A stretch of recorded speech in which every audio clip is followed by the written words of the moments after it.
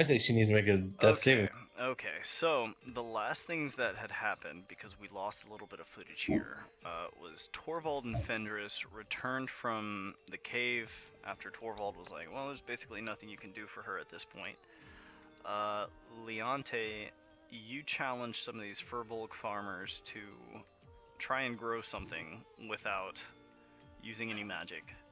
Or the cotton candy, and they or had any cotton candy whatsoever. and they instantly shoved all the cotton candy in their mouths after they accepted. Yes, they were like, okay, challenge accepted, and then they emptied their supplies of cotton candy via consumption. Katarina followed Olivier, who used her Hat of Disguise self and shapeshifted in front of Katarina. Katarina also used a teleportation circle for the first time. Olivier was like, hey, I made this sweet like little circlet here that allows me to comprehend languages. And Torvald took some of this cotton candy, ate it, and started growing a tree in Drfelder here. Katarina followed in suit and took some of this cotton candy as well, pocketing half of it and consuming the rest. She is now tripping and has told me she wishes to climb to the top of this tree and survey the town around her. Just your wording when you said when she took it, like the last thing she sees was all these fake creatures and the kind of like a still image thing in her vision. Yeah, sort of like Kind a of passed still out. image of like everyone around her. She didn't pass out. All Actually, right, I think I did say the last thing she sees. you did say the last thing she said. I specifically said the last thing she sees. But we'll go ahead and say that she sees this still image of everyone all around her and then finds herself on top of this tree over here. Leonte, meanwhile, you are trying to calm everybody down and figure out how to control this this cotton candy issue. And Olivier, were you heading to Meryl Suhana or were you going back to Port Hildian? Meryl Suhana and then Port Hildian. Okay. Okay.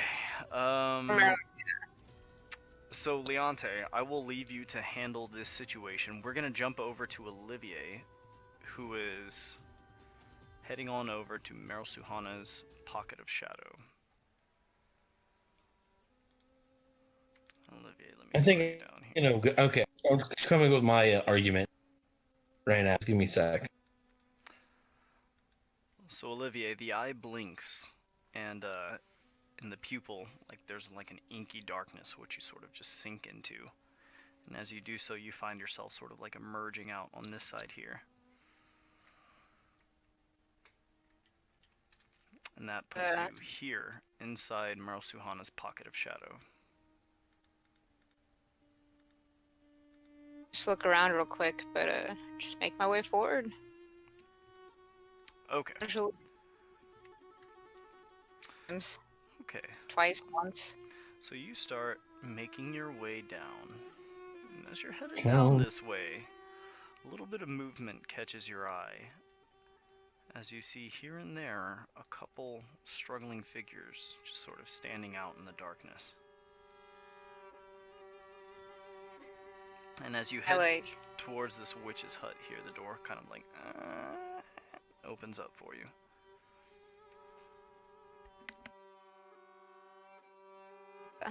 Hello? She like steps through slowly. Presents. Them. Okay, you're stepping inside here. And Meryl Suhana, sitting in her throne, sort of nods at you and she says, "Welcome home, pupil." She gives a little bow. Little one to show respect, I guess. That's appreciated. And she sort of like nods back at you. The chair sort of turns for you. I guess sit down, since last time I eventually didn't have a choice. Okay. So as you take a seat inside the chair, it is going to rotate back to face Meryl Suhana once again. Whoop. Okay. And Olivier, As you're watching Meryl Suhana is sort of looking at you very thoughtfully, and she seems to be thinking about something. And she says, "Oh, I'm quite glad thou hast returned to me, pupil. I've learned a few interesting things in your absence." How to share with me? Yes. Tell me, pupil, what canst thou tell me of dragons? Does this give me like a bad feeling or Roll me an insight check. what is she trying to get at by insight? Oh, I suck at wisdom. I'm not Frankie. 12. 12. Well, it doesn't take a lot of insight to be like, hey, why is Meryl Suhana asking you about dragons? There are multiple types of dragons. They she's like trying to half answer. And she says, I've learned some rather interesting things about my students as of late. Tell me, what can you tell me of Leonte Lilta? What dost thou know? I know that she does. She's a Jarl. She's a servant of Nideliani. Does music, likes cotton candy. Hello, and does she know that she died? 'Cause I feel like maybe they saw them die. I don't think so. I don't think Olivier knows that, no. She can be quite the beach every now and then. We did magic and can shapeshift your appearance, and she's just like, yeah, listing off stuff that she knows. Like observational facts, I guess. Thou speaketh of the Winter Queen, Nideliani. She thought she could control me once. And thou dost claim that Leonte Lilta is a servant of hers. We know that she works for Meryl Suhana, though, right?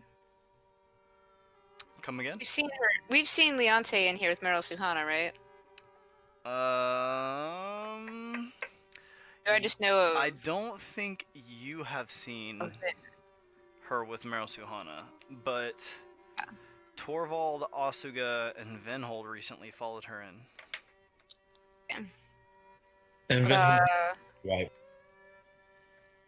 Oui, I have seen this queen before.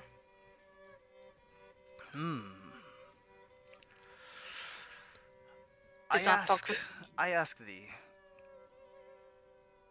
what price would you ask if I were to request of thee to eliminate Leonte Lilta for me?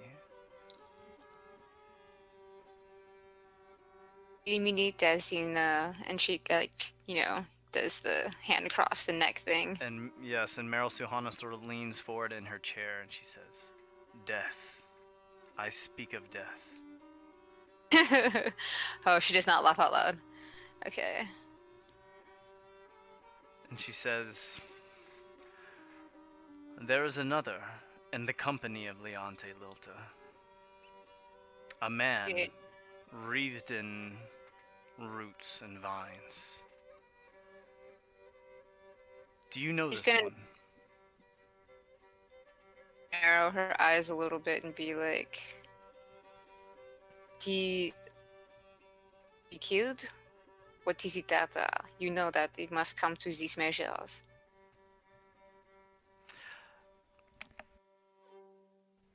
You're asking again about why killing she Leonte? Yeah, and what she can presumably think. If it sounds like Meryl Suhana is trying to ask her to kill her friends. Meryl Suhana is certainly asking what it would take to get you to kill Leonte. And she says, "My reasons are my own, young one. Still, she is a thorn in my side. I would see her eliminated." He just kind of stares back at her and just ponders and says, "And sail now, or may I ponder upon it?"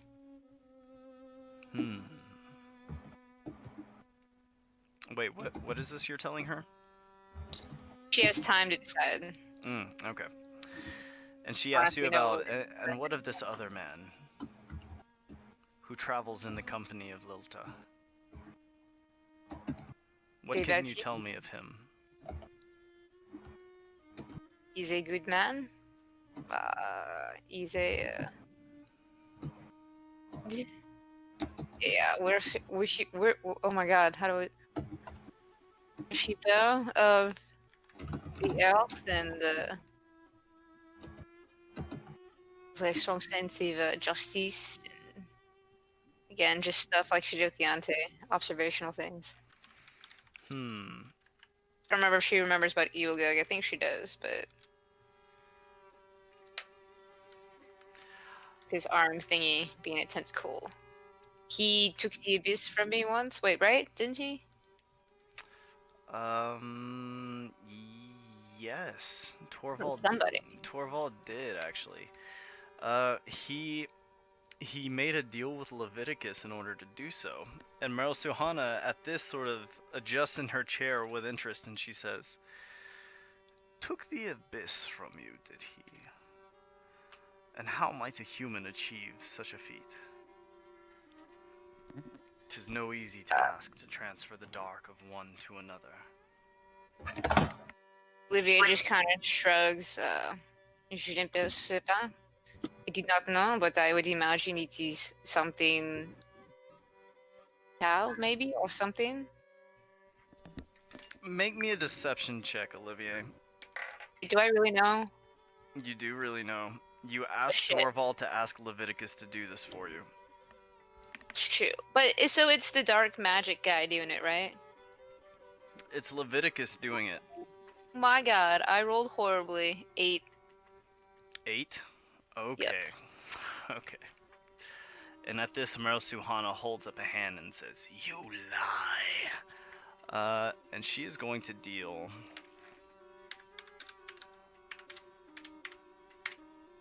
9 necrotic damage to you as you feel yourself pressed into your seat and like just a burn across the cover of your skin. And she says, "I ask thee once more, student, what do you know of this man and the beast that travels with him?" You talking about Rockfall? And she sort of like cocks an eyebrow and she says, "Rorkval? Is that the demon's name?" Yeah. It's like, fuck, okay. You gonna tell the truth? Oh shit. Okay, she's still evil, but for some reason lying is hard. I only lied because I was on accident and I forgot that I had told him to do that. He's a demon that he summoned.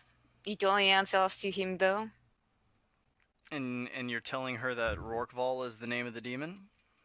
No, I was just asking if she was talking about Rockfall. Okay.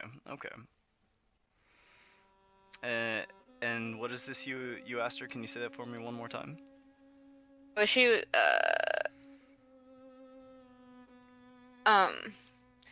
saying that the demon has a name, but it only responds to Torvald. Okay. She still didn't answer what the name was. Okay, so you're basically saying like, but you just said Rorkval. So are you saying that Rorkval is the name or no? You're like, the demon has a name, but it only responds to Torvald. And so she's like, and Rorkval is the name of the demon? Olivier shakes her head. No, that is Ziggy who's his companion. He goes by Gus. Do not know how he got his name, but What did you say? it's a Torvald. Is it Leviticus, right? Is that Yeah, what you it's tell Leviticus. her? Leviticus? I feel like I'm falling for a trap or something. Well, she At the is. same time, I have nothing to gain by lying from her, because she'll probably just kill me, so I might as well tell her the truth. Well, she's certainly asking.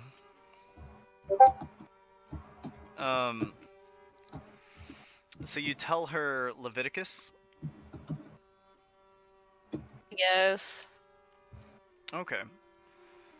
And Meryl Suhana thinks for a moment, and she says, I know little of this Leviticus demon.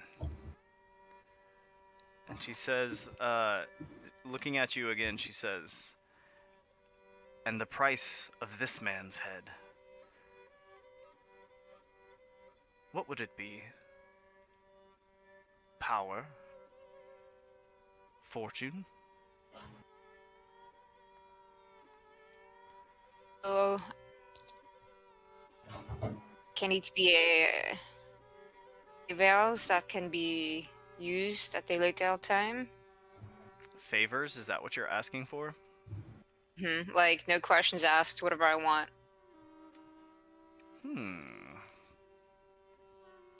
And Meryl Suhana sort of shakes her head and she says, I wish I could say yes, but I am bid to only deal in complete transactions. Okay.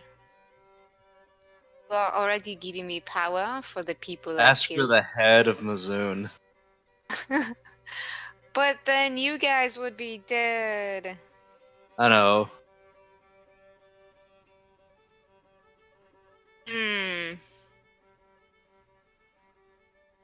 Yeah, I name my price. I know this isn't again exactly a closed deal. Would I be able to name my price if they're all heads? Or must you? Heads, you say? Your price is another? You're wanting another person? I don't know what to ask for. I wish I could turn this in later. Be like one of those.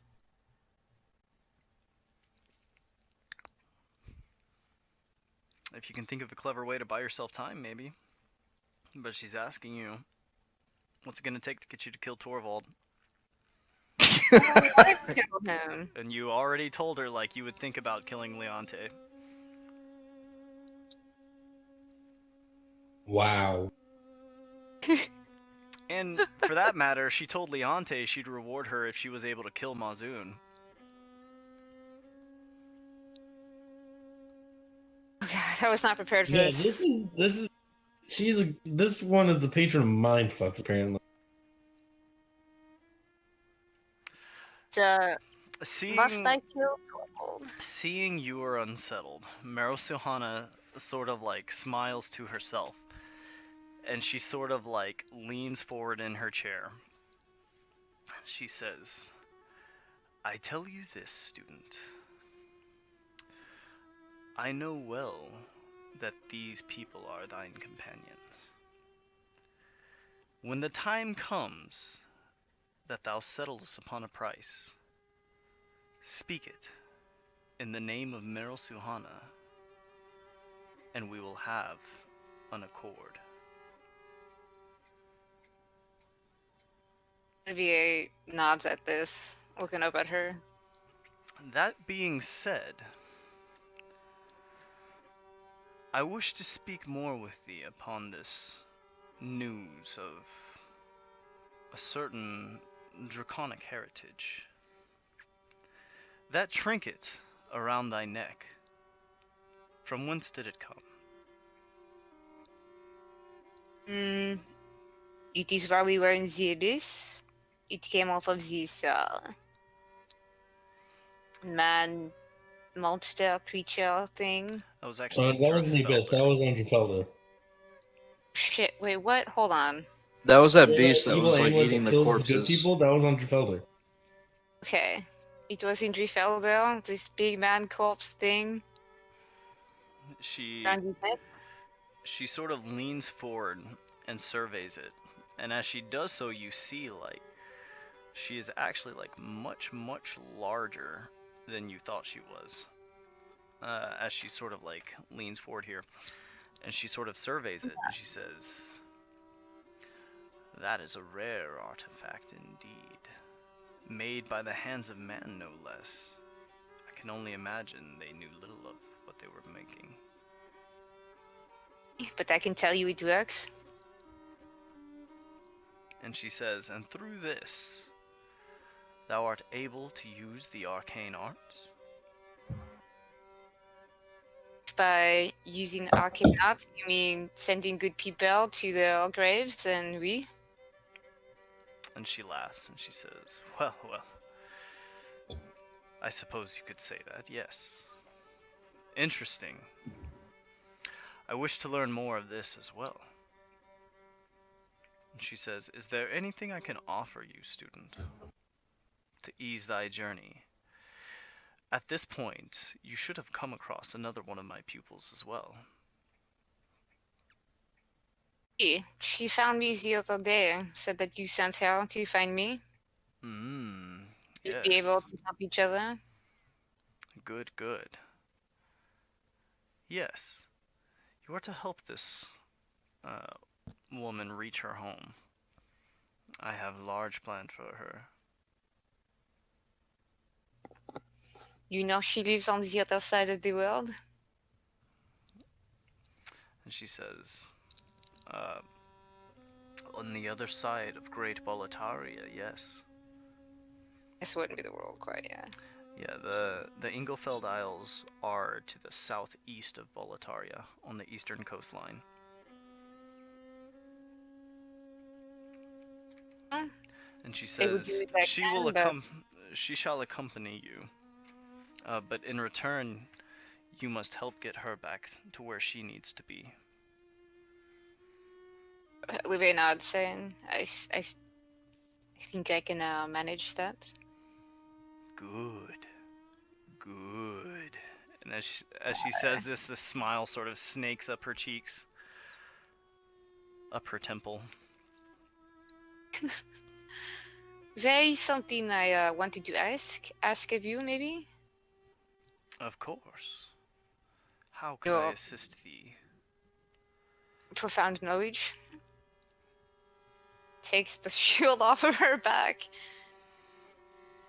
Shows it to her. You show her the shield. Okay. What are you wanting to do with this shield? Well, I kind of wanted to find out just any sort of information on it. For example, why it always is stuck to my arm when I wake up in the morning. Or who made it, or like, The dwarves. probably. She says, "I can't tell you who made this, for I know not. But this is no ordinary shield. A creature is bound to it." And she says, "I would take the shield from thee, away from you, such that it will no longer be an issue for you. And in return I will do thee a favor. Of equal value, of course." Creature for another. And she says, yes. "I will craft you something new, just for you. But that shield, and its quivering eye, I want it." Quivering eye. Considered a creature? She says, "Your shield has a creature bound to it." So she'll make me something new, but she wouldn't give me, like, Luis or something? She said she'll make you something new because it's an equal exchange. Sure. VZC is acceptable. Okay. Roll me some shenanigans. Let me pull up my shit. You get a new arm. Yay, now the fleshy one's gone forever too.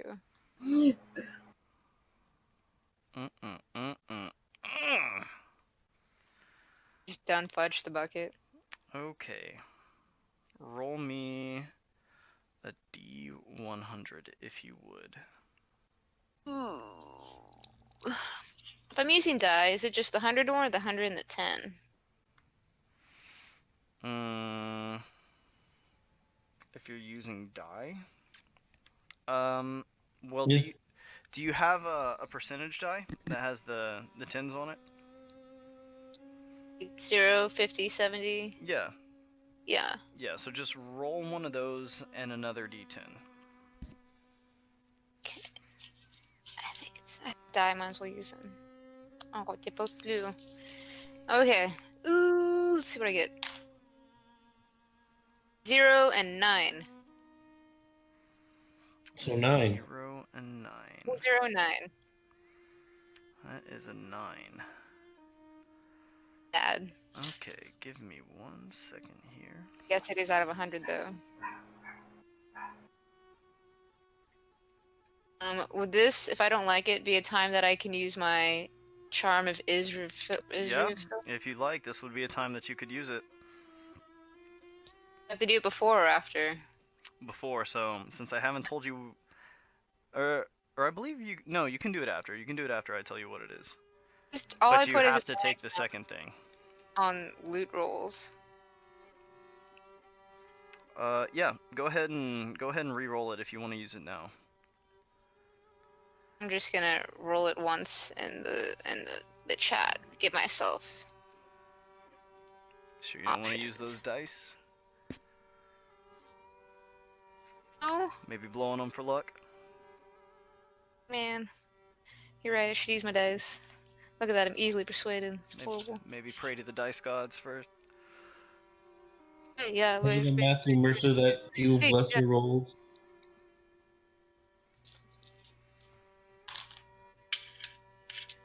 Okay, that wasn't very great, but 53.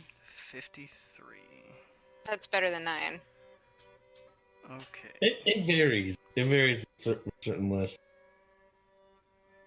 Okay, let me see what this does. I had that coin forever.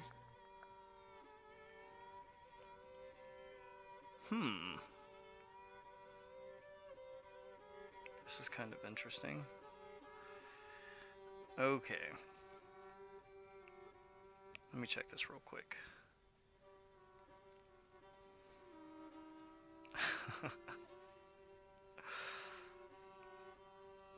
Alright, so as Meryl Suhana, as you agree to do this and you sort of hold forth the shield, Meryl Suhana begins cackling and sort of pulling the shield off your arms. You watch as her fingers sort of like grasp the shield, the eye sort of like twitches and like rolls up as her fingertips sort of like burn with this black smoke. And as she's sort of cackling, she like places her hand on the eye and sort of pulls it outward.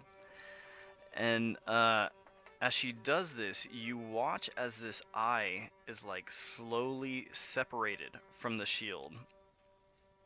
And as she pulls this eye sort of comes off, and these small like orange tentacled eyes sort of like emerge from the shield with it as she sort of rips a beholder out of the shield. And you watch as Meryl Suhana sort of like grows into this much larger being than you thought she was. Oh my. Or rather this sort of image of what she looks like here sort of like ripples away as you see there is a much larger beast that is just sort of like hulking in this room. And she sort of like opens her mouth and just closes in and bites this chunk out of this beholder, who's just sort of like screaming as she like swallows it up. And she begins laughing, and you hear it sort of like echo in your ears.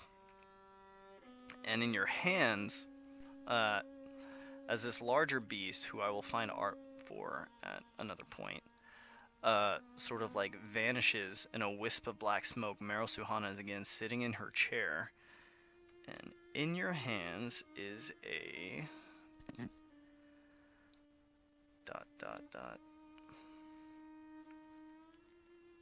a horn of blasting, God damn it. which I'm still trying to see what that actually does. Basically, it's like a thunder wave you blow into, I believe.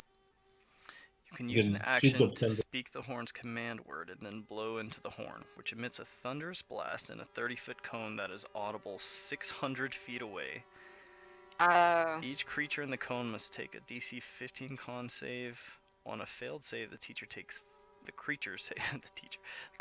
5d6 thunder damage and is deafened for 1 minute. Yeah, it's a souped up thunder wave in a horn. On a success, the teacher takes half as much and isn't deafened. Creatures and objects made of glass and crystal have disadvantage and take 10d6 instead of 5d6.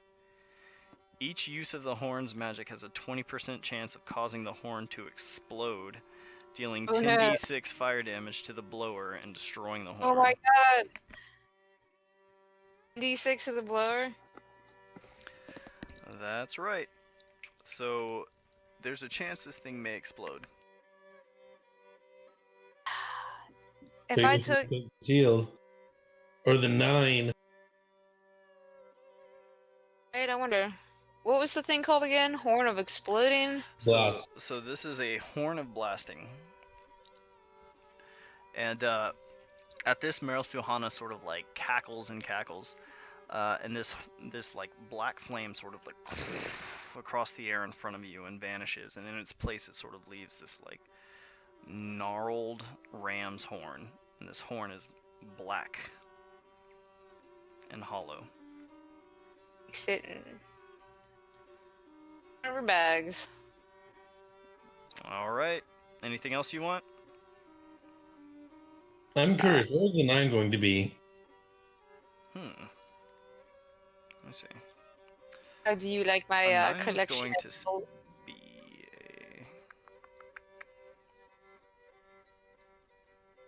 a figurine of wondrous power. Ooh, see, I would have taken that. Well, I didn't know. Oh, actually, no. It would have been a +2 weapon. Sorry. You know, still. I can use weapons, because everything else is my weapon. Well, she has an orcish dagger right now, which gives her advantage on crits, which is super nice because she actually rolls crits fairly often. Okay, Olivia, is there anything else you want from Meryl Suhana right now? Just to see if she's happy with the souls I'm slowly collecting. She's definitely happy. She's really happy with the shield you just fed her. I hope I am your favorite. And then she like turns and leaves. You turn and leave. Okay. Meryl Suhana. You certainly feed her the most. Okay, so where are you going from here? Julian, probably. Is everyone still chilling in Driffelder, tripping? Yeah, I am. Does anyone want to leave Driffelder? I gotta do something really quickly. I gotta do something before I'm dragged away from Driffelder. I look at Emilia and like, okay, this is the last chance. Stop giving this around, or I'm going to exile you and make sure you never come back. Emilia looks at you and she says, "Exile? Me? What for?" Endangerment. Endangerment? What have I done wrong? Oh, I'm pretty sure that the Furbolgs will have something to say about this. And Emilia, And also that, when I look at there's a crowd around her here. And Emilia sort of like looks at everyone and looks back at you, Leonte. And she says, "I've only shared what you've introduced to us. Gifts from the And you're human doing world, or so something, you and say." you're doing something to it that causes this to happen. Here's the thing. Here, let me pose a hypothetical towards you. If we were attacked by some kind of outside anti-Fae hating force, anti-Fae force, which there are plenty of out there, I've seen them. If somehow they get through this magical bubble and get to us, and everyone is zoned out on your cotton candy that you are doing something to make them go all zoned out, and they have no way of defending themselves, and the only way we have to defend ourselves is that stoic guy with the antlers out of his head, But who doesn't even move at the cause of a threat. Amamwio sort of looks Yeah, over yeah. at you, and she says, "Defend us? Doesn't this place belong to the Winter Queen?" And me. Snap. Calling you out. And let You. me guess. And Then, let me and tell you. Amiwia says, "If it belongs to you too, then I'm sure you can protect us, can't you?" I'm out too often. There are things I'm trying to do to make sure this stays. I'm making deals with people to make sure that this stays, and this is a good thing. And Amiwia's looking at you, Leonte, and she says, "And you're suggesting the Winter Queen can't protect us?"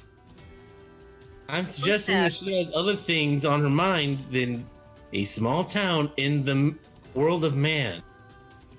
Amiwia, looking down at all of these little guys here, sort of looks back at you, Leonte, and she says, "Oh, you're saying the Winter Queen doesn't care about us?" And No, Amamwio that is sort of not what I'm frowns at saying this. at all. That is not what I'm saying at all. That's what it sounds like. I'm saying that. Okay, let me rephrase. Okay, this is going wrong. Looking around you, Leonte, some of these other creatures are starting to frown a little bit. And She Edwuo was says, scared. "You know it's but- treason to speak out against the Winter Queen." I'm not speaking out against her. I'm saying that there's treachery in the summer courts that she currently having to deal with right now. There is a human man with power of the summer court. I do not doubt that he can find some way to get in here and kill every single one of us. There is a man out there that I'm trying to hunt down to make sure he doesn't find this place in here, so I can't be there. She's dealing with the whole summer court thing, so most of her attention is into that. And Amamwio says, "Oh, you must mean Yolo Swaggins." Oh my god, how do you know that name? And Love- Amiwia, sort of waving one of her hands, says, "Well, after you became a celebrity, the Summer Court King wanted a pawn of his own. Or So a he scout, got a- forgive me. So he got a human? So the story goes. Very unusual." But isn't that illegal? And she sort of shrugs with all four of her hands, and she says, "If the Summer Court King does it, I don't think it's illegal. Anything he does is supposed to be sort of the way it's supposed to be by definition, right?" And Amamwio sort of cocks her head and says, "Or so they say." Exactly. So they say. I think the summer court is up to something. So does our queen, and she's dealing with it on her side. I'm dealing with it on this side. Well, Our attention is- Amiwia sort of shrugs and she says, "Be that as it may, Yolo Swaggins became a thing a long time ago." She says, "I know time's a little slower here for you, but back in the Feydark, this happened ages ago." And she says, "As far as I know, this," and she sort of points up at the sky, where the sky is like sort of protected by the shell. "This is our protection, so I don't think we have anything to worry about." There are people who have magic, who will hunt you down for sport, eat your soul. Volkswagen is the worst. No, I'm explaining. You know what? It's better if I show you. I snap my fingers and I turn into Mizoon. This man right here wields some dark magic, the man I turned into, and I'm pretty sure he will find a way to break into the barrier. Do I Take down notice Mizoon standing over there? Roll me a perception check, Torvald. I'd Okay. say Enemy? 20 and a 19. Oh my god. Okay. Torvald, looking over, you see Mazoon standing in the center of all of these fake creatures here. Since I'm like fucked up, I get irrationally angry. And I'm going to cast, let's see, what am I cast here? Damn it. I forgot about this. I forgot about the drugged up Torvald. I'm gonna cast Entangle. Oh god. And then I'm gonna like send Rorqual. Like command Rorqual to attack one. Oh my god. Okay. What's the save? So at What's this, the save? Amiwi and Amonwio sort of fly back and like, oh, good Queen's grace, and all the creatures sort of step away as this like raging gorilla comes like flying towards you, Okay, Leonte. what's the save for Entangle? It is a strength save, I believe. Is that right, Torvald? Yeah, it's a strength save. And what's the DC? The DC is my wisdom, and that is 16. Oh no, that's 15. 15. Darn it. Just missed. Okay. Leonte. Can we grab inspiration? If you want to throw some inspiration in there, you can. You get 1%. I'm definitely throwing some inspiration on there. Go for it. Don't get a 1. Watch it be a Oh my. 1. Watch it be a 1. 7. 7. Okay. As these vines spring up around your feet, you see Rorqual just like as he starts like barreling towards you. And I Torvald. snap my fingers. Snap my fingers and change back. And Leonte is standing there before you again, Torvald. Rorqual stops in his tracks, but Torvald's just like growing vines all around everybody now, and it's like, get out of here! Get out of here! Run for the hills! I look at Rorqual, I'm like, can you take care of him right now? He's not in his right mind.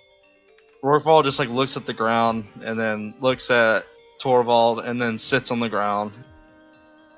You know what? I wasn't sure what I was expecting there. Okay, look. There's people out there with magic that's dangerous to us. Have you heard of this fun thing called silver?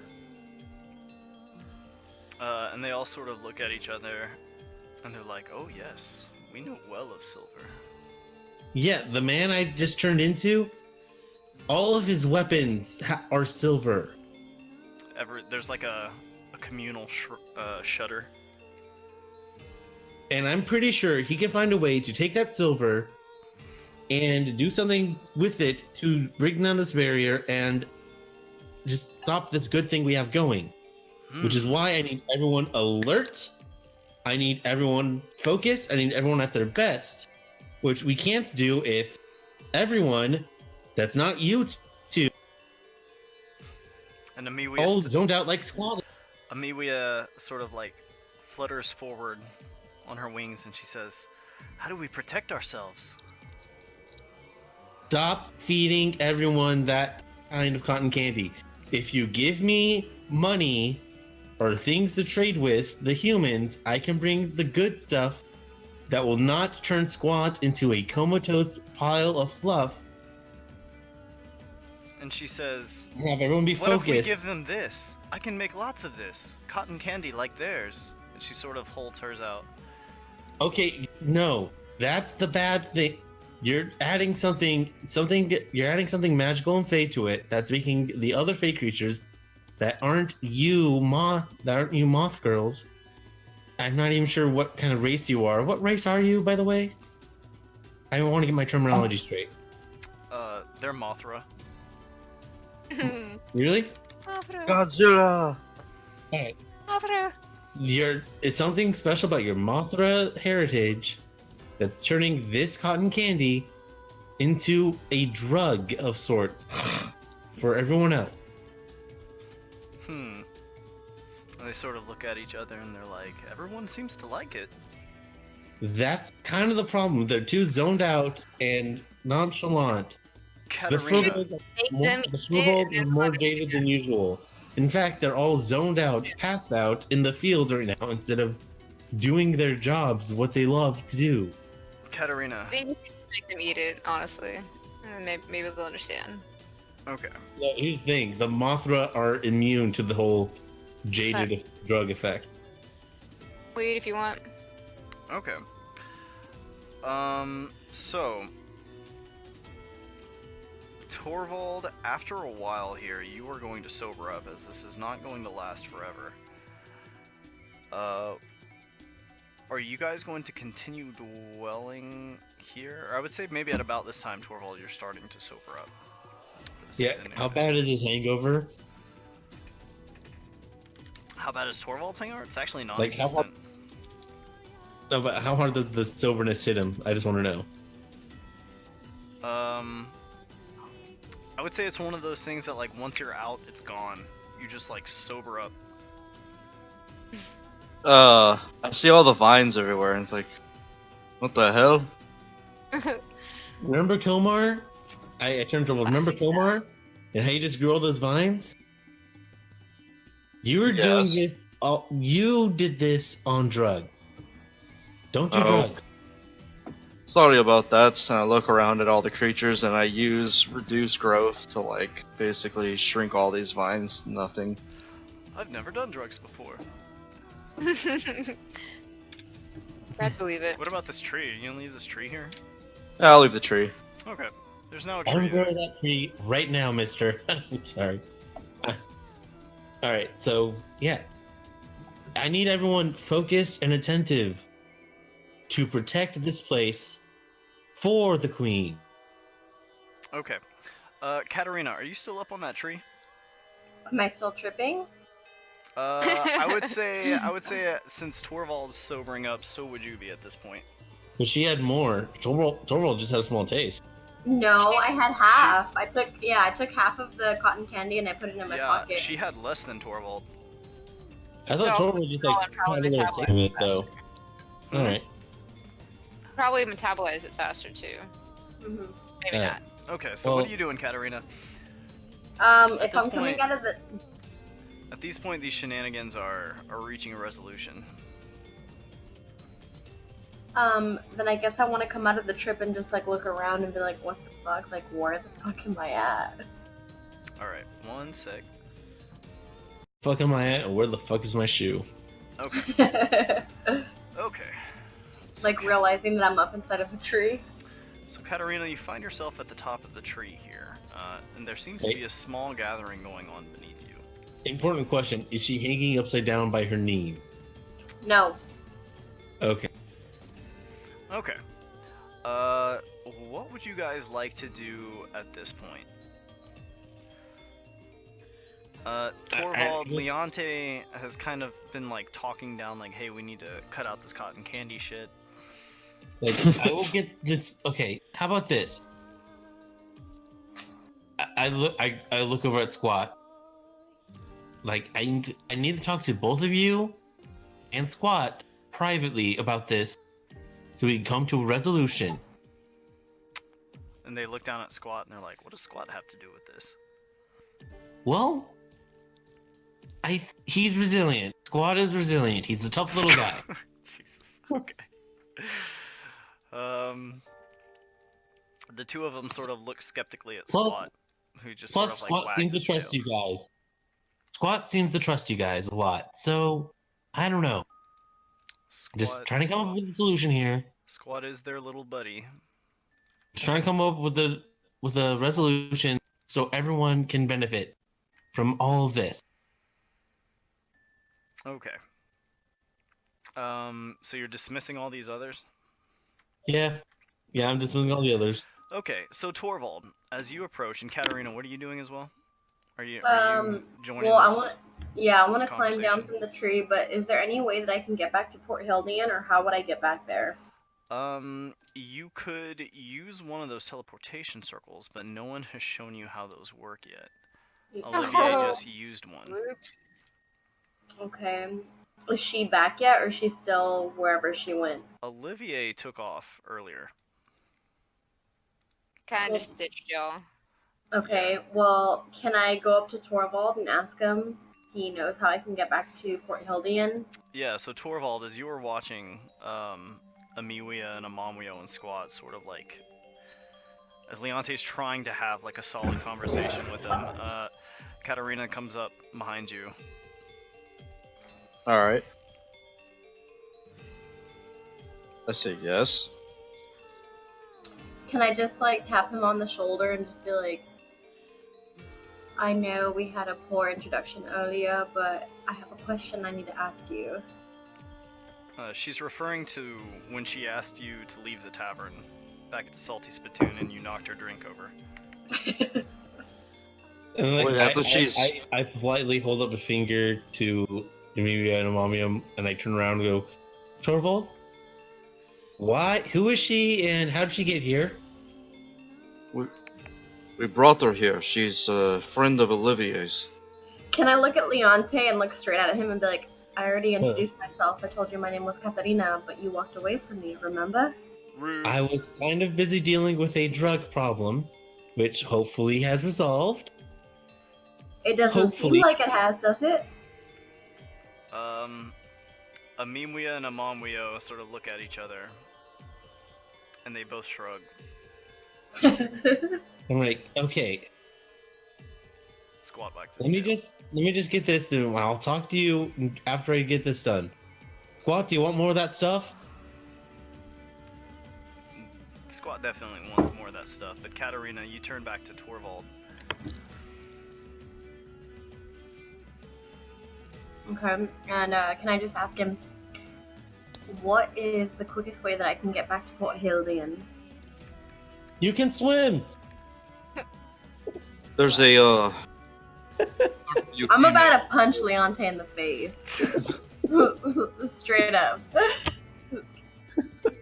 I'm sorry, I couldn't resist. Torvald, what was that? You've all done Uh, something. the place you came in through to get here, you can go back the other way. Something that Leonte set up herself. Do you know how I can find one of those circular devices? Isn't there a circle here in Jafelder? Yeah, there is. You've used it a few times. Alright. Yeah, I'll show her the circle. Can I look Katarina, at... Huh. Yes, Torvald shows you the circle and how to use it. Oh, Yeah. also, what's her name? The other girl, too. I should probably take her back as well. Oh, Fendris? Can I Yeah. ask Torvald to come back with me to Port Hildian? Okay. You asked me that? My adult. What? What'd you say, Olivier? I mean, Tosh? I was Both? kidding. I said I lost my adult. Yeah. I just need my idea. Shut up. Yeah, can Katarina just turn to Torvald and be just like, I'm not 100% sure on how to work these. Can you show me the way back, please? This is Alright. not Forge. Yeah, Fendris, I'm gonna say, has kind of gone back to this house to kind of just recover for the time being. Alright, I'm gonna tell Katarina real quick. It's like, I need to go check on Focus on the mirror. Fendris. I'll be right back, and then we can leave. Take your time. Alright, so you're just I put Finding her- Fendris in the mirror. you're just finding Fendris here, Torvald? Yeah. I mean, she's just in this house, kind of where you were like, hey, this is where we're staying. Alright. And as you come back in, you see she's kind of like, she's a little shocked given that, like, she's just had news that all of her family's dead. She's just teleported for the first time. She's seen a lot of inhuman creatures walking around. Her sister's eternally unconscious. Some weird shit going on in Fendris' life right now. I see. And she's processing it much in the way that you've seen Venhold process it, where like she's a little tougher about it, but she's like, damn, this is a lot to take in one afternoon. I asked her, it's like, so, what do you want to do? You want to go back? And she says, yes, I'd like to go back to the town, but I would like to find a way to get back here and visit my sister as well. Do you need, like, any special like incantations to use that teleport, or does you just stand in it and it brings you? You pretty much You just need incantations, motherfucker. yeah. You would need incantations, but Leonte has showed all of you how to use this. Oh, okay. So I say you can come back here any time, and I tell her the incantation. Stop giving out my secrets, people. God. Okay. So are you gonna take her as well as Yeah, Katarina as back? Katarina. Yeah.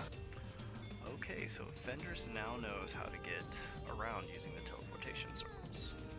Kind of forgot, yeah, that no way to explain that to her. And Katarina, you tell this to Katarina as well? Yeah. Okay. So Katarina, he shows you the circles and how to use them, and there's this other girl here with him as well. So he's telling me how to make them and how to teleport between places? Yeah. Yeah, Okay. he doesn't say how to make them, he just says how to teleport between places. But if you Okay. like, you can make me an investigation check to take a good look at this. Okay. Does Torvald know it's ephemeral chalk? Well, I mean, have you ever seen Leonte make one of these circles? I think so. Sure. I would say you have. You see her draw it with chalk, but you don't really know what's special about it. Actually, Man. the thing about these teleportation circles is they have to be made across 3 days. So you probably weren't there every time Leonte was making one of these. I rolled a 10 for my investigation. A 10? Okay. Yeah. You get a good look at it, but it might take a little bit to figure out how one of these works. You might have to come back and take a good look at it some other time. Okay. Okay, so you guys are... Wait, so what is he showing me exactly? Is he just making a circle in the ground and he's popping through it, or wait, what No, is... no. It's just a pre-made circle. Okay. But it's a spell that he'll chant that makes him teleport. So basically, basically what it is it's these circles with these little like runes and characters sort of written around in these circles. Let me see if I can just find you a picture of one of these. Okay. Think like in Full Metal Alchemist, when they do the alchemy, they have those little circles pop up around the hands and whatever they're doing. Dude, it's been a long time don't since I've know. seen Full Metal Alchemist. It's been like 5 years. Yeah, I'm gonna pull one off of Torvald's ship. If I can find Edward? If I can find ship. There it is. So these circles look kind of like this.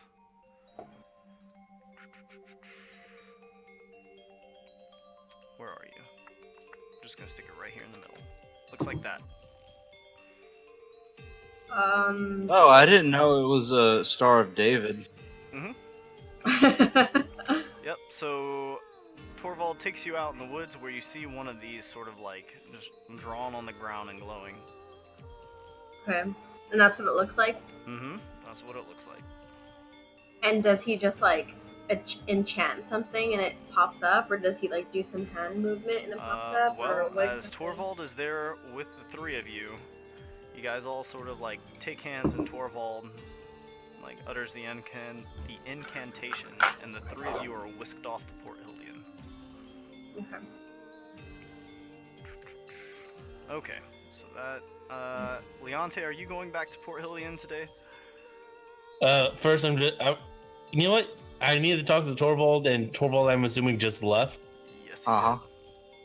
Okay, so you know what? I'm going to I'm going to finish my conversation with Mommy and Mimi Squat, and then I'm going to glare at the night as I walk by to the circle and just kind of follow after them, I guess. Because there's a lot they need to explain to me about why they're having loose lips about the secrets, so let me just get all that done. Alright, so if you guys can somehow make it so Squat doesn't pass out when he eats the stuff, then I think you keep on doing it as long as you keep doing the safe stuff. So Squat is going to be your taste tester. So Miwia is just kind of quiet for a moment, and Amamuyo says, "Yeah, I think we can do that." And Amiwia just sort of like slowly nods at you. And she says, I think I can put some things together. You know what? Actually, would it help if you saw how the humans made it? No. I'm pretty sure I've got it.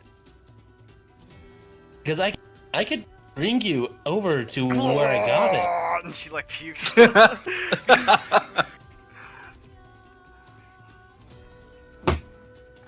She hands I guess you he some. just likes Leonte. vomiting. He's not here. Oh, did we lose him? Yeah. Okay. Okay, I'm gonna say everybody finally makes their way to Port Hildian, and Olivier, you're up first, because you have been waiting the longest. Can I go later? Because I was waiting, I stepped out to have a cigarette. Oh yeah, okay. All right, I'm back. I'm back now. I have my die with me, and I can roll stuff, but... Okay. So Leonte, basically Where are we at? what, Can you pin us real quick so I know where we're at? Yeah, here, let me drag all you guys up there. And Katarina, you're in your traveling clothes. What time is it right now? At this point, it's probably about noonish. No, you said it was noonish, like... Did I say it was 3 noonish hours. earlier? Okay, so at this point, it would be about 3 o'clock or so. Okay. It's so early. Oh, and YOLO showless tonight. Yes. Which who is that? Come again? Come again? In a minute. No. But so what you were saying, Mimia did what? So Amiwia and Amamwio basically told you, like, don't worry about this, we'll take care of this place. And Amiwia's like, I've got a plan, like, I'll make sure, like, this place is safe. And I just want the whole cotton candy to Oh god, you're gonna take my words and twist it again like you did with those plant kids, aren't you? God damn it, Hunter. That's Mr. DM to you. Yeah, I accept no responsibility. I haven't done anything yet. Yeah, yet. Okay. I just asked them to have Squat make beta test their cotton candy as they alter their recipe slightly. Sure. Squat will do this for you. But where are we at in the map? Exactly? Okay. You guys are all in the upper left-hand corner. Okay. You're sort of coming out of the north here. Okay, I see it. I'll go to the fox. Okay, the fox is dead. Alright. Olivia? Can I go to the gypsies? Okay. Torvald and Venhold, where are you guys going? Venhold. Oh, sorry, Venhold's not here, huh? Yeah, no, Venhold's was already here. Are we by the Manticore's tail? Get Venhold out of there. No, You're that's- actually to the north.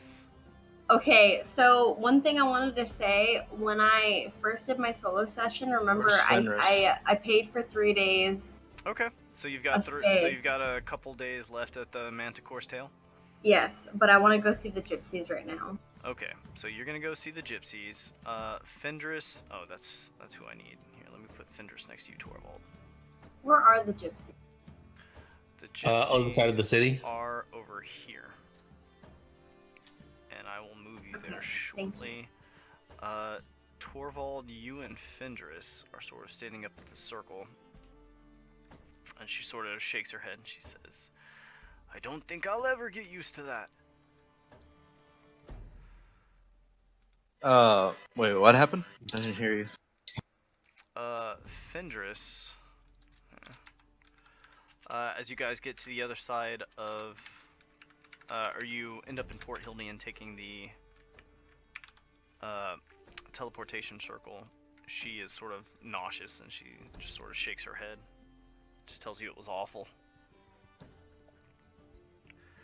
And she sort of tells you this is a lot to take in. I understand. I'm sure this is not easy. What are you? And she says, uh, all of this stuff about Scotty. You said you're from Scotty. And she kind of peers at you and she says, but I don't remember you. Well, when did you leave Scotty? And she says, admittedly, it was a long time ago. How old was Evina then? And she shakes her head and she says, just a little baby. I was a wee lass myself. Yeah, I'm much older than her. You're not much older than her. You're maybe only a few years older than her. 26. Torvald's 26? No, actually, I'm 31. Okay. What the hell? Yeah, so you never saw this girl in your village. And she says she never really saw you either.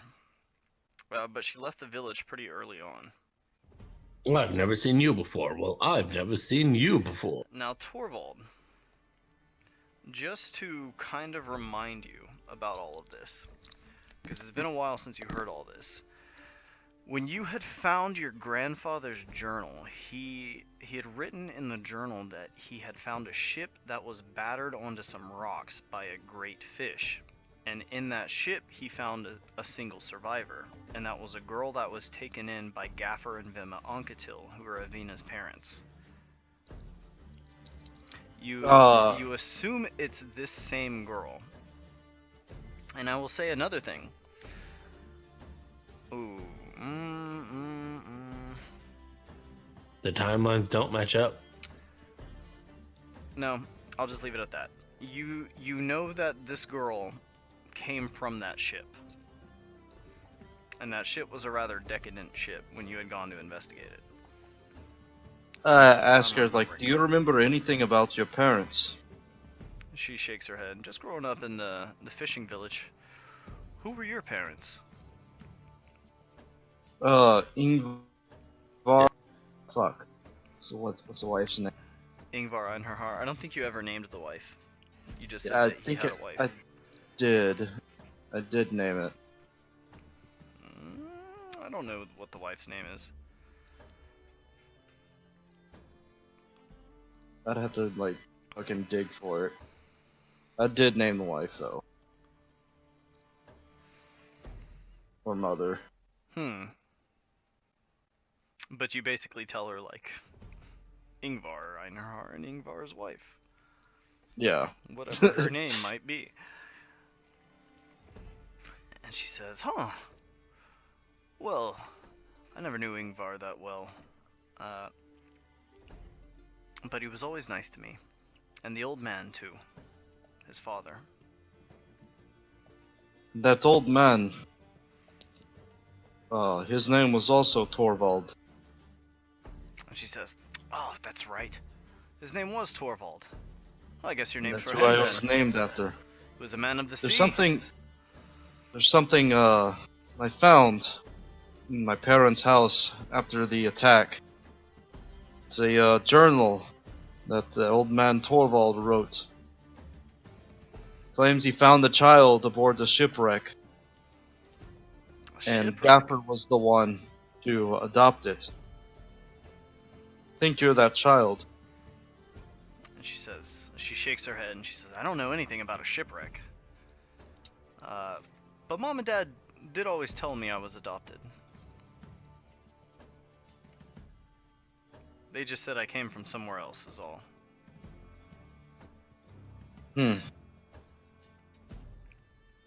So you don't remember anything about this, about your parents or where you came from? I don't either. Torvald, as you are looking at this girl Fendris, you look at the tattoo on her neck, and it has FN on her neck. And it's a very minor detail, but it just sort of flashes back into your mind. There was a beautiful painting aboard that ship, and in the corner of the painting was the name Naros. and it occurs to you that Naros may well be the inn in this woman's name.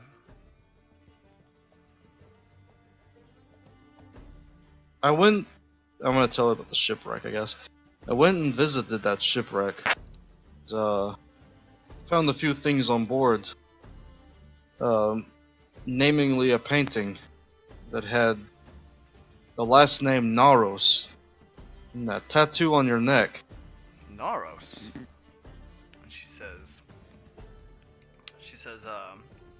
well, it's my last name. She says I was raised by the Onkatils, but they always told me that my name was Naros. Do you think they knew your parents? She shakes her head and she says, not to my knowledge. They just told me I came from far away, and that Naros was my real name. Fendris Naros.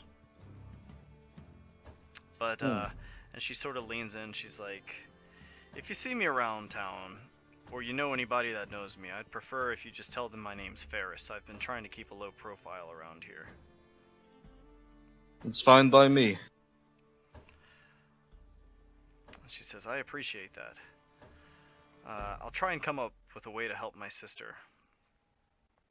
But you gotta show me how to use one of these sometime. She sort of points down at the circle. Oh, I told her the incantation, didn't I? You told her the incantation, the but she stand in the doesn't know how to make one. Oh, well, yeah, I don't know how to make one either. She says, you're clearly something different, and this witch magic is some pretty handy stuff. You know, I used to think the same thing. You know, the whole term of witches. So, being on the receiving end of it, and see how some people feel. There's something you must know about magic. Everyone is capable of it. Even you. And she laughs. She says, oh, I don't know about that. And she says, well, I'll keep in touch with you. Torvald Einherjar. Alright, Fendris. Take care now. And she sort of steps away, and then kind of turns back and looks at you, and she says, if you are ever in... Whoop, give me one sec. She says, if you're ever in Everton, look for me there. And look for someone named Ferris. I tell everyone my name's Ferris.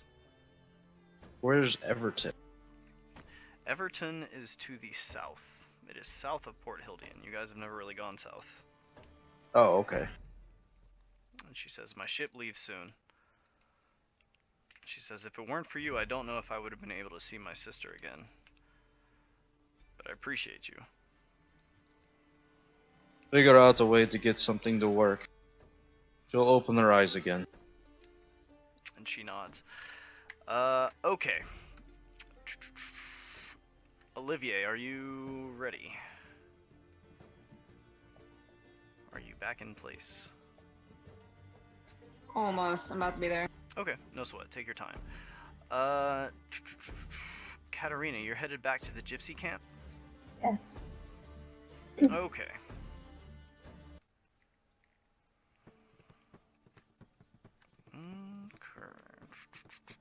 Where are you? So it has been about a day since you last came here, but you are going to stroll in. And what are you looking to do around here?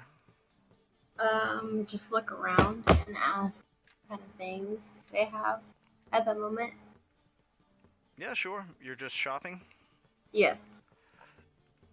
Okay. As you walk back in, you again see this woman who's sort of folding laundry, and she sort of like wordlessly nods to you, like she did before.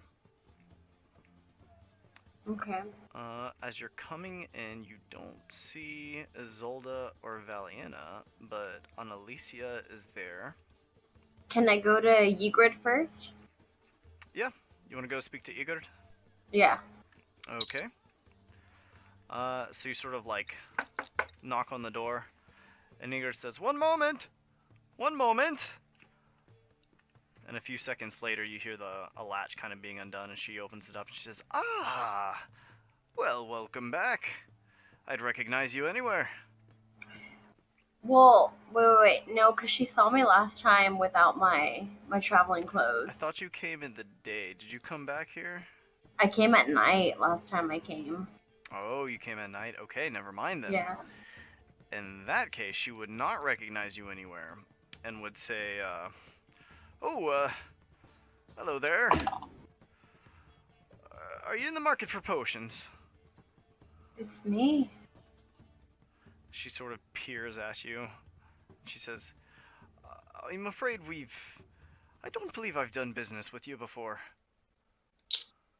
You have, though. You sold me a love potion. Oh, that was you then. Yes, come in, tell me. How did it all go? It went very well, actually. I wanted Oh. to ask you what else you had. She says, well, let me see what I've got to offer you here. And she sort of rummages around on the shelf. She sells... Okay, so for... For...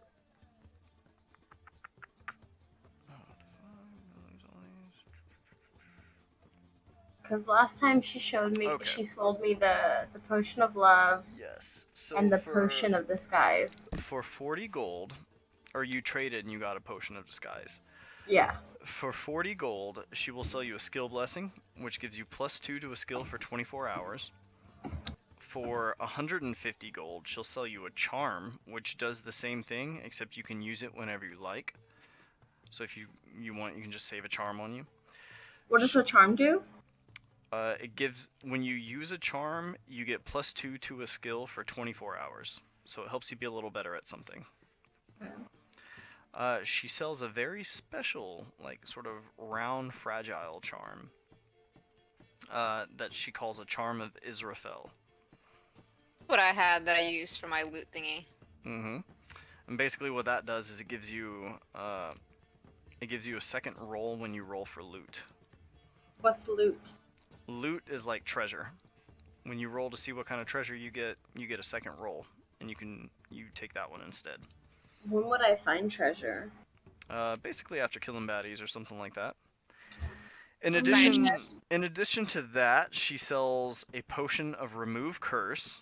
She sells love potions. She sells oil of etherealness, which What's etherealness? when you rub oil of etherealness on your skin, you basically fall unconscious, and your body is left unconscious in the material plane, but you can walk around freely as a soul in the ephemeral plane. It's a ghost potion. Some avatar shit. On top How much is that? That is 500 gold. Yeah. It actually came in handy recently for us. Oh yeah, that's true, it did. You're Can welcome, I... She also okay. sells dreamweed and a poison called Distillation of Time. What's distillation of time? It is a poison, and you're not really trained in the use of poisons, but if you like, I can look up what that does for you. Dreamweed Olivia has some. No, I think I'll want to do the one that you were talking about before, the ethereal planes. Well, that's 500 gold. Do you have 500 gold? I do not, but can I try to negotiate with her? You're gonna... Can I? Okay. What are you gonna say to her? Can I just tell her that, well, I've bought from you before, but at the moment I don't have the money, but I can offer you up some collateral. And then can I show her my tiger's eye ring? And she says, that's quite a fine ring. You're offering me this as collateral? Yes, I am. And can you put anything down as a payment? I can give you 200 gold for right now. And how quickly do you expect to be paying me back? Definitely by the evening. by tonight. Yes. What if I have anything to say about it? And she says, very well, very well. I'd be happy to oblige you if you can do a little ritual with me. A ritual, you say? She says, Is it oh. like the one that your friend Alicia gave me? And she says, oh, yes, yes. Oh, I see you're familiar with the Nerstrati trading ritual. I am. That's just a bit of drink. Well, I've had that drink before, and I'm not sure that I want to do it again. So you either have this negotiation with me on trust, or I'll walk away and take my business elsewhere. And Egert smiles, and it's kind of a forced smile, and she says, well, I'm afraid this is just the way we do business. It doesn't have anything to do with a distrust of you. It's more of a tradition. Surely you wouldn't mind if I honor my ancestors in such a manner. It's just a spot of wine. Everyone likes wine. Except for Olivier. I guess I have no choice but to do it. And then I want to grab the glass of wine from her and just be like, it's just a glass of wine, you say, correct? And then just drink the wine. And she says, oh, not yet. Just a sip there. And God damn it. so she takes a sip of her glass, and you take a sip of yours. And then she exchanges glasses with you and takes a sip again. Okay. And then, Inconceivable. and then as you did before, the two of you exchange glasses and finish the wine. Okay. She says, well then, Me from my glass and you from yours. well then we have a deal. Let's see. You say you'd have it by tonight. I'll give you a fair 24 hours. But that'll be the 200 and the ring as collateral. Definitely. And I'll be back tonight. I'm sure it won't be necessary, but I'll see you soon. You will. And she passes you the oil of etherealness. Okay. Let me add that to my inventory. Okay, so how are you planning on raising 300 gold? Oh, you already know. Oh my god. Now can I go talk to Annalicia really quick? Sure. So you're gonna make your way over to Annalicia? Yeah. Keep in mind, you have no gold. I know I have no gold. Okay. Bless you. Bless you. Bless Your you. body. I'm good. So walking over, actually Annalicia at this point, she's gonna be standing in the front, I know she doesn't like me. but she doesn't. Face there still? She doesn't recognize you either. What was that, Tosh? Oh. What's your face still there? Isolde and Valiana are not currently here. On the ship still? No, they're in town. It's midday. Or like afternoon. And as you approach, Annalicia's kind of looking at you, and she says, "Oh there, good day, stranger. Can I interest you in some unusual goods?" You can actually. I'm just curious to what you have right now. She says, "Oh well, just a few knickknacks. My inventory's a bit, well, dry at the moment, but let's see here. I've got a ring. Nope, she does not have that. She has a long blue sash cut from perfectly hydrophobic cloth for 20 gold. It's afraid of the water? It does not allow water. She has a hand crank music box which plays an enchanting melody, which causes non-hostile listeners to make a save or fall into a dreamlike state. Okay.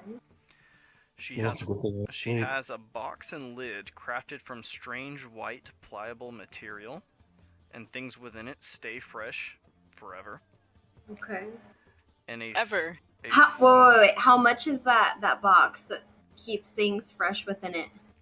200 gold. 200 gold. Okay. That's all I wanted to ask her, how much it was. Mm-hmm. And she has a small wooden bead, which once attuned, the bearer knows where the bead is. Like the direction of the bead's location. Okay. So So it's like a little tracking device. I was just curious about how much that box was.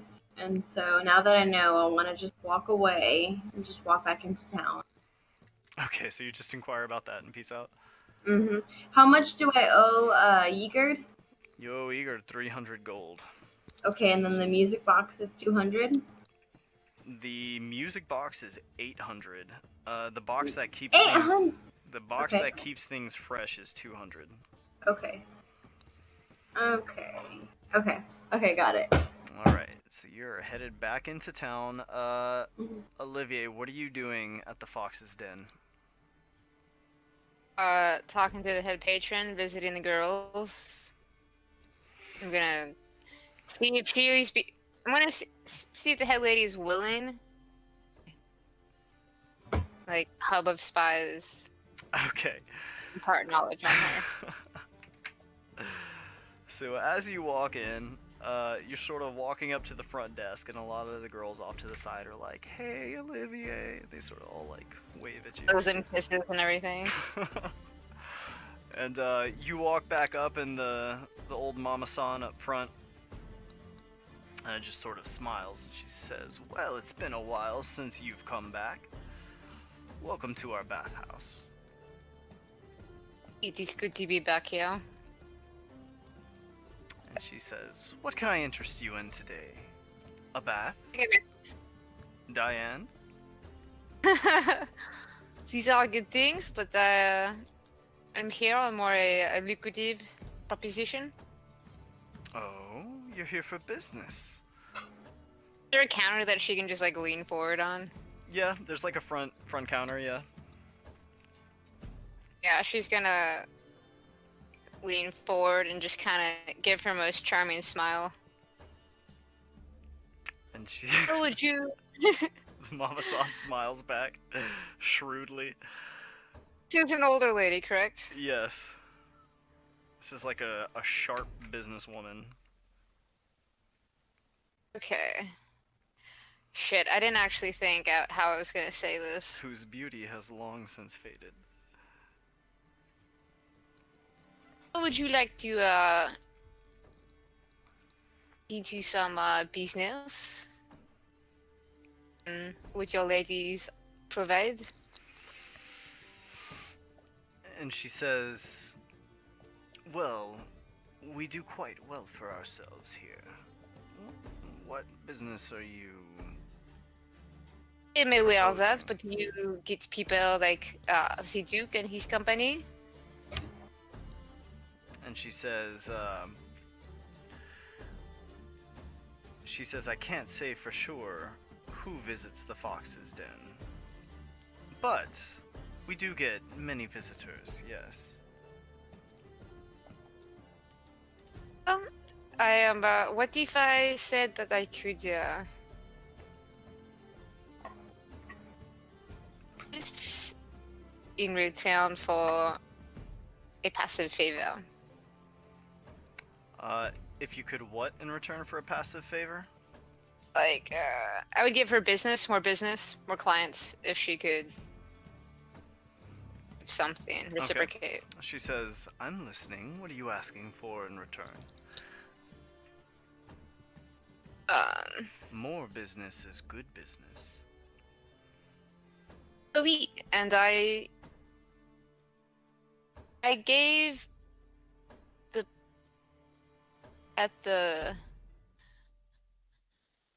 100 gold.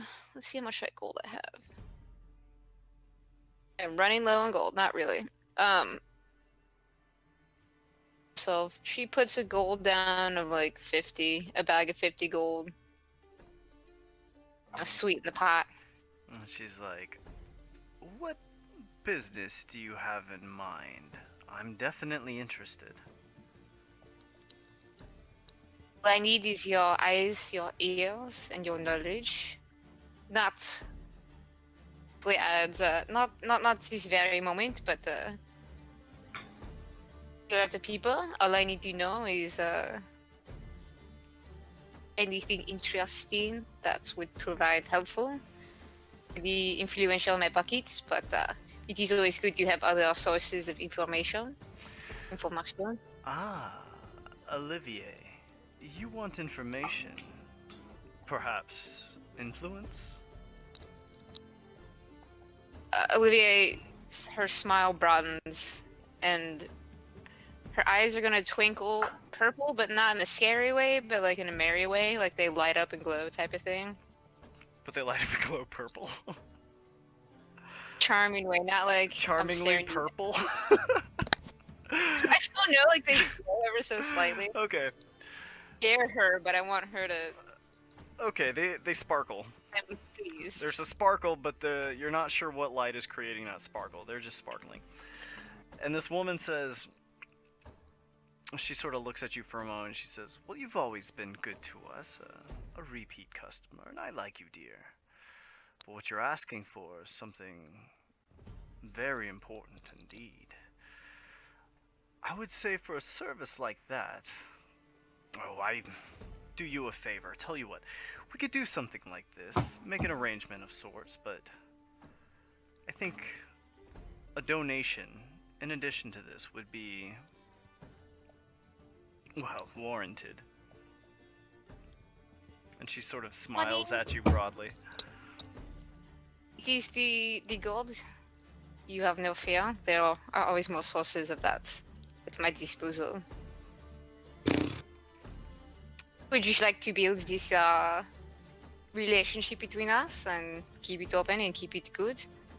Of course, you keep this between us, you know, and maybe your girls. And she what about says, me? "Oh, of course." And she takes the 50 gold and she says, "But I imagine to keep the girls quiet about this would take a good deal of help. I might have to hire new people just to manage everyone."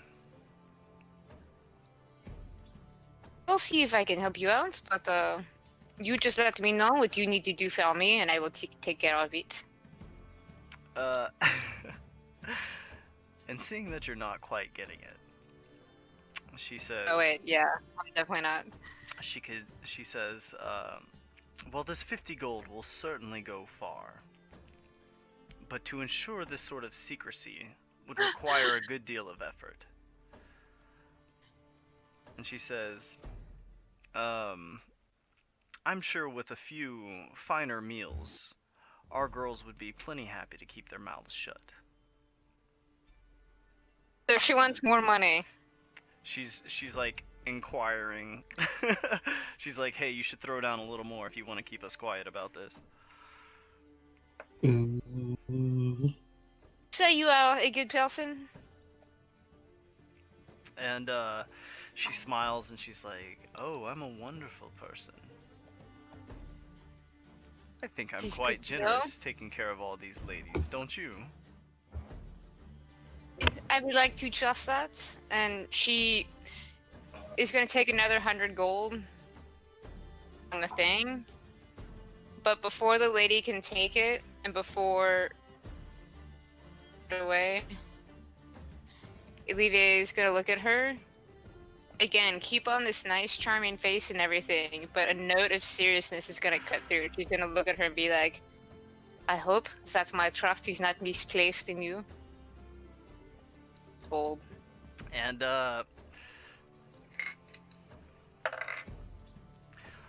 looking back at you, a smile like still frozen on her face, she says, oh dear, trust me. There's no one in this town you'd rather have on your side. We hear everything. We see everyone. She says, and she sort of takes the additional gold and she says, I do look forward to future transactions with you. And believe me, we will make this worthwhile. Olivier grins and she says, very good. I know you will be seeing me again, but I think for now,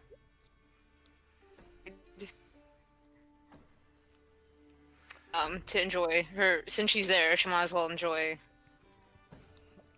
Oh yes, Massage. and she like claps her hands, and instantly your favorite Diana is there. Yay!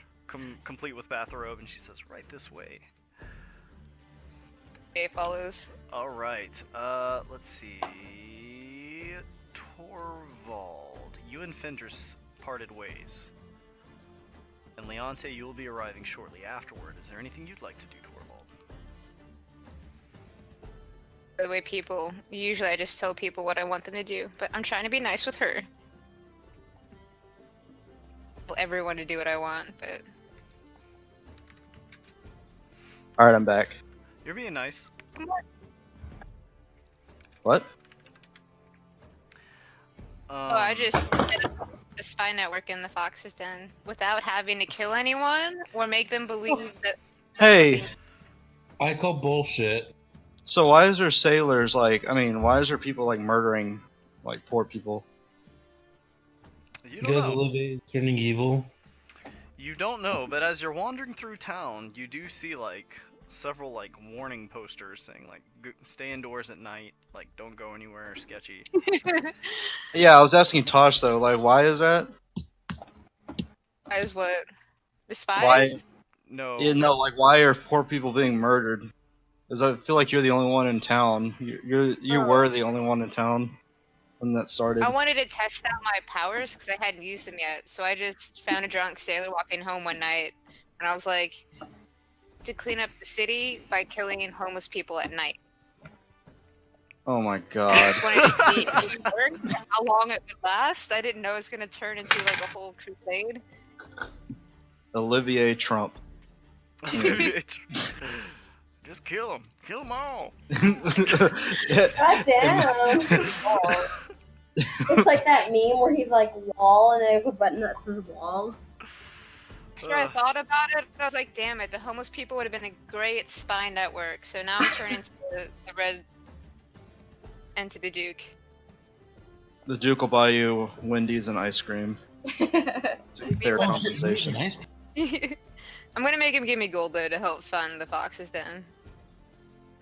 I want Wendy's Okay. and ice. So are you doing anything in particular, Torvald? I'm just looking for trouble. I'm gonna be fucking patrol. Looking Patrol for trouble. Roll me an investigation check to look for trouble. Alright. Law, breaking the law. 17. 17. Okay. As you are passing through the market district, you do see a pickpocket, like a grubby little kid, sort of like nabbing something out of a lady's purse. I use. Oh, that might hurt him. I was gonna use Vine Whip to like snatch the kid. Impale Well, I him mean, with thorns. I don't think 6 damage will kill him, or maybe 12 damage. Do you think that'll kill him or hurt him badly? Not necessarily, no. Wait, Can how I much damage? non-lethal? 12 damage? 2d6, 12 maximum damage. Oh my It's God. 2d6. So like 12 you damage could is the go most. For non-lethal, yeah. Alright, I non-lethally Vine Whip and like snatch the kid's hand. Okay. So as the vine sort of like wraps around this kid's wrist, the thorns sort of like pierce his hand. And he's like, ah! And the lady turns around to see Torvald like having latched onto this kid with this vine. Torvald, the vine, are you holding this vine in your hand, or is this like coming out of your palm? Well, I'm holding it now. Okay, So, so you're like grasping this vine. And the lady turns to you in horror and she says, "What's going on?" It's like, he took some money from you. And she looks down at him and he's like, I'm sorry. Give it back to her. The kid like the kid didn't actually grab anything, he was just fishing around for it when you snatched it. Oh, never mind then. It's like, And the lady's like, he didn't seem to take anything from you. she's just sort of in shock at like this plant, and she's this like leafy vine, and she's like, "What's going on here?" It's like, he tried to take something from your pocket.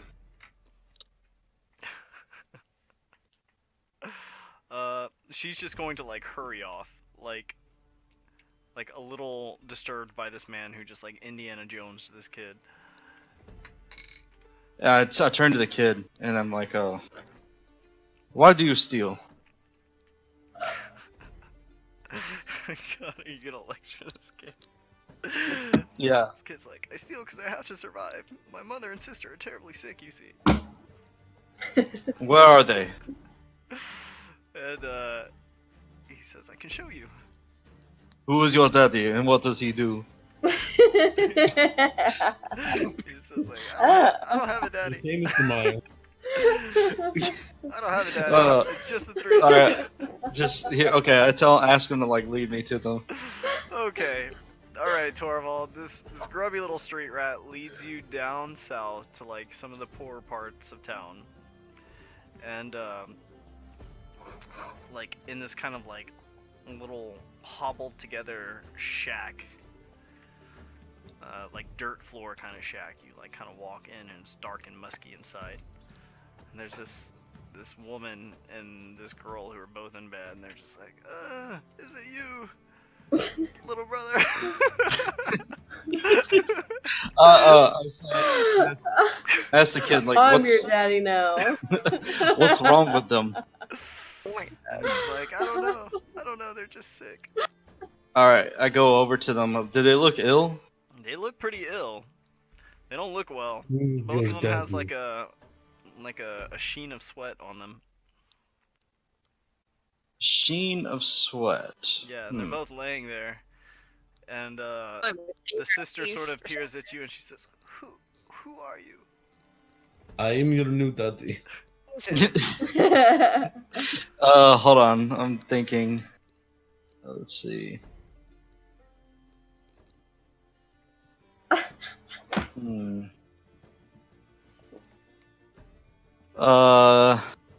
Can I make a medicine check to see what they might be sick from? Yeah, go ahead and make me a medicine check.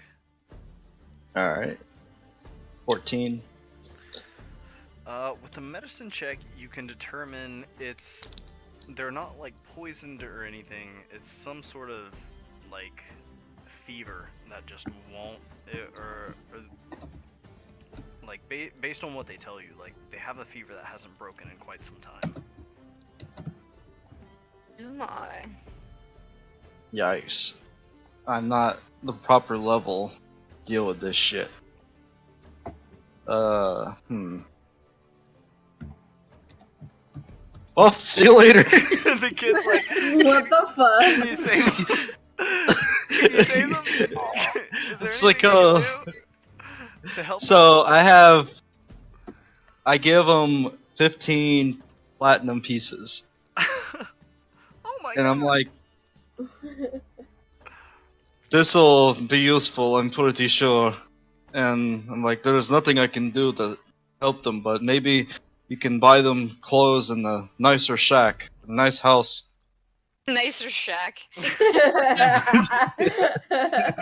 Because Like 15 platinum pieces is quite a bit. It's 150 gold, and they're just like, oh my god. And, Hey Hunter, what time is it right now? it's 12:08. No, like in the game. Oh. Last you said it was like 3 o'clock. Yeah, this is happening at about the same time that you guys are doing your other stuff, so it's still about 3 o'clock. What the fuck? Yeah, you guys were doing your things, and like even though we did these scenes sequentially, like these are technically all happening at about the same time because y'all all split up. Okay. Yeah, like, please, if you can't stay here, there's towns like Janberg and Skadi that most certainly have vacant places, but that money should hold you over for quite a while. And the little kid's like, yeah, well, mister, thanks. You really helped us out. And then they're like, who are you? I'm your daddy. I am Torvald. I am a god. Torvald. You tell him you're a god. Yeah. Miguel. Oh my god. You mighty and powerful god. They're not really.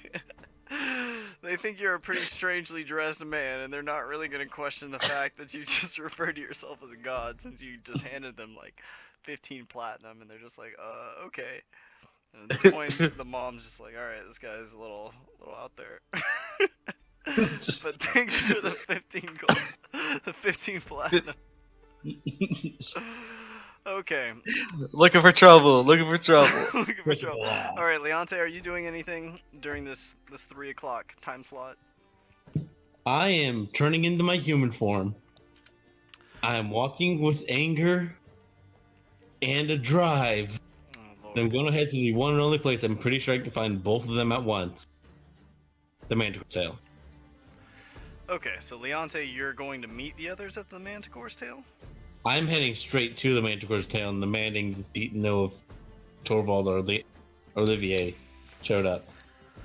Okay, so Leonte, Too, I think. as you are arriving at the Manticore's Tail, you will see that, as you walk in, everybody is not currently there.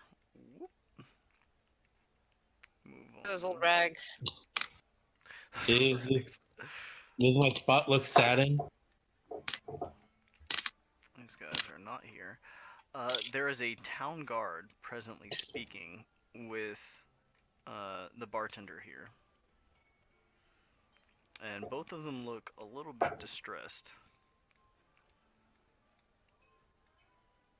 Man, that's really oh, never mind. I'll say it's the world's smallest. But you don't see the others yet. Are you just gonna wait for them here? Like I walk up to the bartender and I'm like, I'm sorry, I don't mean to interrupt this, what's going on. Have you seen the people I usually travel with at all? And the bartender says, "Oh, it's you. I haven't seen you in quite some time." And he says, "Yes." I've been out of town. I've came back for a bit. He says, "Yes, actually, they were here recently. We're looking for them now. Have you seen them anywhere?" And What do they do? the city guard sort of turns to you and he says,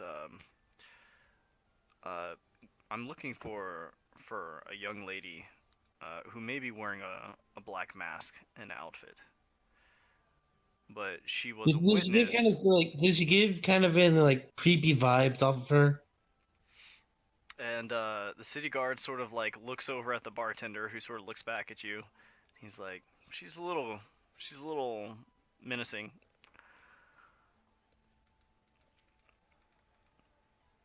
Okay, and something else I'm going to need to fix later. I mutter that under my breath, say like out loud. You do say this out loud? I mutter under my breath, not louder. Okay. And the city guard sort of looks at you, Leonte, and he says, "Do you know where she may be found, or your allies who she may Let me be guess, with?" Dave. Let me guess. You have some witness reports that are saying that they've seen them traveling with this person. And the city guard shakes his head and he says, "Actually, no. There's 3 hunters, a cook, and one of the boy assistants from this place here, and they've all gone missing. And she was the last one seen in their company. It seems a lot of them were attacked by animals, but we're hoping to get a better story from her." Wait, they were last seen talking to the woman with the mask? Yes, that's correct. Attacked by animals, but we suspect maybe there was other trouble. There have been a series of murders lately, and we hope they're not connected. The others haven't turned back up. Well, if I see that woman, I will keep an eye out for her. And the guard nods and he says, "Do be careful. The cook and the boy assistant here at the inn had gone off looking for help when they also disappeared." It's okay. I'm a famous playwright. I can take care of myself, and I walk out of there. What the fuck? Okay. So you're leaving the Manticore's Tail? I'm leaving the Manticore's Tail. Alright. What's everybody doing? I was leaving the gypsy camp. I guess since I'm right next to it, I'm gonna scope out that inn real quick. Okay, you're gonna scope out the inn. I'm gonna go back to the Manticore's tail. You're going back to the Manticore's tail. Okay. I was Yes. just there. Come on. Torvald, what I are you wanna- doing? Still looking for trouble. Looking for trouble. Looking for trouble, Torvald. Okay. Oh my God, Torvald, no. That causes trouble. Policeman Torvald. Torvald, it's my job to go looking Okay, for we will trouble. go ahead and start with Olivier then. So you are swinging by this building here. Yes. Just to like meters, see how many levels, and she's gonna count all the windows and all the entrances, exits, watch people come in and out. She's just, gonna post up for a minute and watch it. So taking a look at this place, you're looking at what appears to be what was once like a pretty nice tavern, maybe when it's opened up, is now kind of old and rusty and weather beaten and just run down. But it probably was nice back in the day. Looking around, there do seem to be a good amount of windows. There's kind of like one in each bedroom here.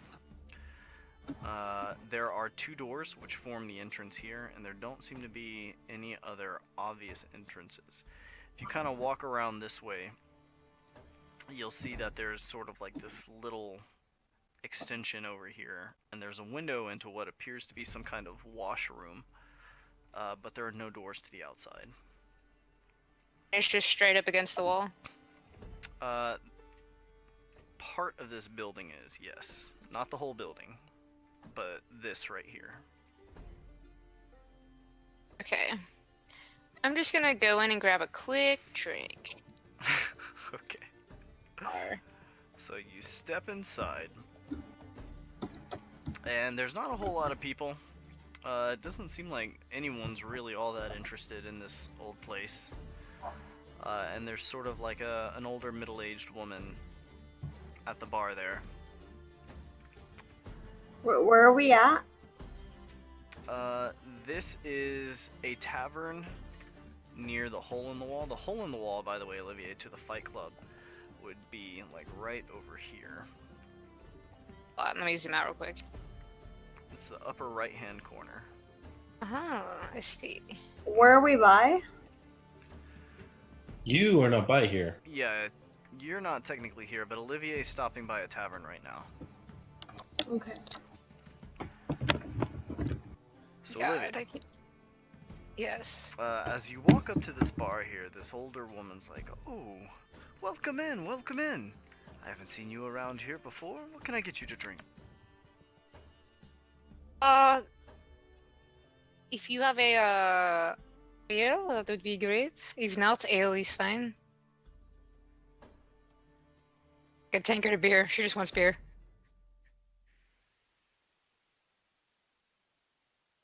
Hello? If you are talking, we cannot hear you. Oh, That sorry was about that. Sorry about that. Alright. Okay, so this woman turns around and she says, "Oh yes, of course, here." And she starts pouring you a tankard of ale here. Comes back, sets it on the counter before you, and she I'll just says, put- "Are you from around here?" No, but I am in town for the moment. I just thought I would stop by and get a drink, get to know the local characters of the city. For the record, these new clothes that you've commissioned, these are like pretty nice looking clothes. I would say that the way you're dressed is certainly atypical for a lot of the sailors and like peasant people around here.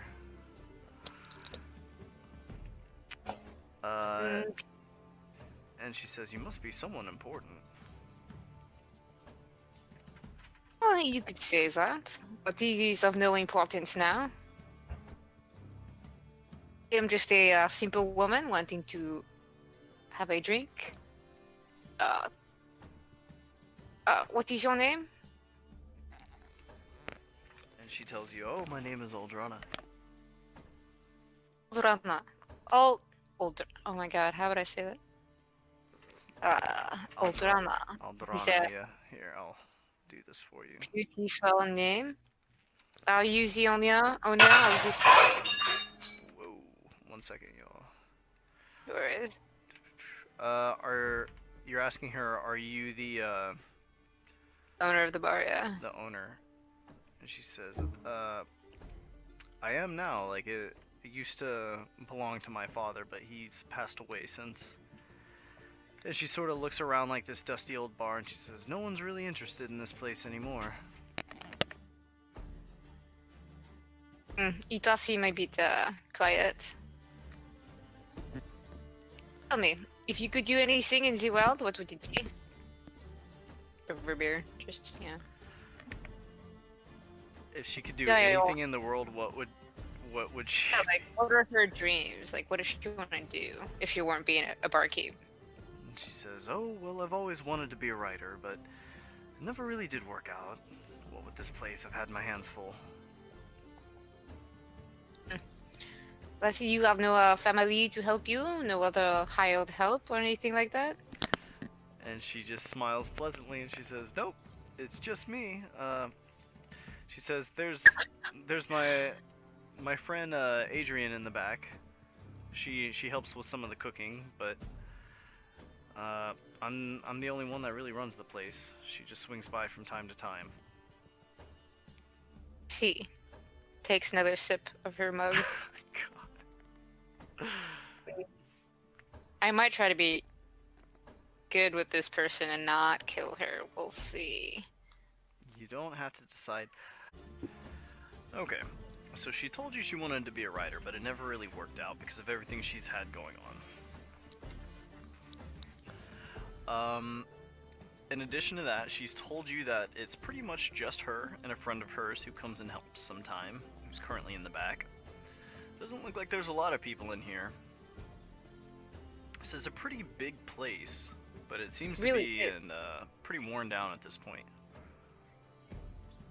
Tell me, dear. She's selling this place? Selling this place? Well, she says, Good for your travel to see the world and read what you see and follow your passions. she sighs and she says, if I could sell this place for the amount of money I needed to travel and live the life I wanted to live, I might, but I mean, let's be real here. And she sort of looks around and she says, I haven't exactly had many offers. I do what I can, but she's old. She sort of pats the counter. What would you say is a reasonable price for your dreams? What would you want to sell? For a building like this, maybe 1 million gold. 2,000, Nobody got that. 2,500 gold. VA is sipping on her beer, drumming her metal fingers, like, And she says, across the counter. and that's a pretty decent price for a place this size. It's just old is all. But honestly, I think that's all I would really need for myself. And to be honest, I'd be glad to be rid of this old thing. You know someone is looking gonna- to buy a tavern? Or an inn, rather. Yeah, I am dabbling in the business, but she chugs her beer, sets it back on the counter and stands. But I do not have this gold on me now. Maybe give me a few days and I might see you again. And she says, well, if you're really serious, then yeah, come back and find me. And she says, I I'll be believe I have here. told you. Aldrana, it was a pleasure to meet you. And she sort of holds her hand out and she says, it was nice meeting you, Olivier Rousseau. I've heard a lot of things, but I never really Oh, believed that I it hope. until I saw the arm for myself. smiles and grabs her hand with her metal arm and shakes it, mindful not to crush her hand. And she kind of like laughs as she like clasps the cold. Much of your arm now. I guess some of it, for the most part, is or the inner workings rather, are going to be made of metal. But like the outer chitin colors are like a vibrant, beautiful color. And she sort of, You like, can't laughs tell to that herself. itty bitty. When I was drawing it, I did faintly put like blue swirls and stuff in the armor. Oh shit! Did you? That it matters. I don't know if you'd be able to tell on that, honestly, but it's just what I could tell when I was drawing it. Oh. Yeah, I don't know. Making it. I think that robot arm looks fucking badass personally, but Thanks. yeah, You're just gonna walk she clasps your hand and she says, "Do come back. And if you have the money for the place, it's all yours." I hope to see you shortly. And she's gonna leave and then go to the Duke. Okay. All right, Katarina's using the restroom, so you're headed off to the Duke, and this is the Sailor's Song, which, by the way, is a reference to the sea shanty. Boo. It's good. It's good, okay? Torvald, where were you headed? I was just looking for shit. Oh, you're Like, fucking looking for trouble. God fucking damn it, looking for trouble. Alright, Torvald, roll me a D100. Oh boy! Let's see. Get my D100 Add out. advantage. Oh shit, for real? Okay. Fucking do it, dude. Oh shit. Alright, 91. Torvald. Okay, where are you? Torvald, you're walking down this little Can you path. ping me? I don't see. You're walking down this path, Torvald. And this old woman calls out to you, "Young man! Young man!" And looking over, Alright. you see a frail old dinosaur. She's got to be like in her 90s. Like a literal dinosaur? No, no. Is she wearing a green dress? An old woman. She's got to be like super old, even for this time period. When she's sitting in a chair and she says, "If you would do me a kindness, I just need a sack of flour from that handsome man right over there." And she sort of points about 20 feet down the path where there is like another merchant who's like, he's like a grocer, and he's like also probably in his 90s, but he's an old man and it looks like he can barely move himself. And she Alright, says, "My old legs aren't what they used to be." I nod and I go to the old guy. You make about 5 steps, Torvald, and then suddenly you feel weightless for an instant. And you find yourself laying on your back on the ground against the wall, as it seems a massive explosion has gone off in this area. And there is this sort of like, this sort of like hole opens up, and there's this long like stream that sort of shoots through, and this water elemental sort of comes out of this portal along with this stream and like crashes into the road here. Hold up 1 second.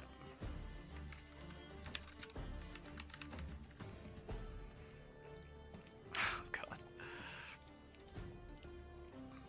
And sort of stands upright in the center of the road, like looking around. Whoa. And this stream of water sort of like surges down this way and sweeps several people off their feet. And this water elemental looks around for a moment and sort of like, you get up onto your feet and take a look at this. I prepare my druidic ritual to like speak. That takes Two. 10 Yep. minutes. Is it going anywhere or is it just standing and watching? Well, you just have a brief moment where it's sort of like a portal came in, a surge of water shot out, and this water elemental sort of like up, looks around, and you sort of climb to your feet next to it here. So like this is like that second afterwards. Are you gonna do any particular thing? Well, I'm gonna try and do the ritual. If it's not doing anything, I'm not making any attack. A ritual. Okay. Well, the thing is, the ritual takes 10 minutes, and that requires you like laying down like sticks and bones, and like sort of like going through your druidic incantations for a minute. This surge of water, which is like pouring into the city, and sort of flooding these streets here for a moment. It doesn't look like, I mean, I guess you wouldn't really know, but it's creating quite a bit of drama. I don't know if you're going to want to like sit here for 10 minutes and perform a ritual. Yeah. As this thing is sort of like surging through on this like. Can I look to see if anybody's like suspicious around it, around this elemental? Well, nobody knows what this thing is, but a lot of people are sort of like coming to their feet after like this explosion from this rift that just opened and allowed like a surge of water in. Several people are sort of like standing up and trying to get a good look at what is happening, and as this water is pouring in through this rift and pouring down the street here, it's just sort of like taking a moment to look around.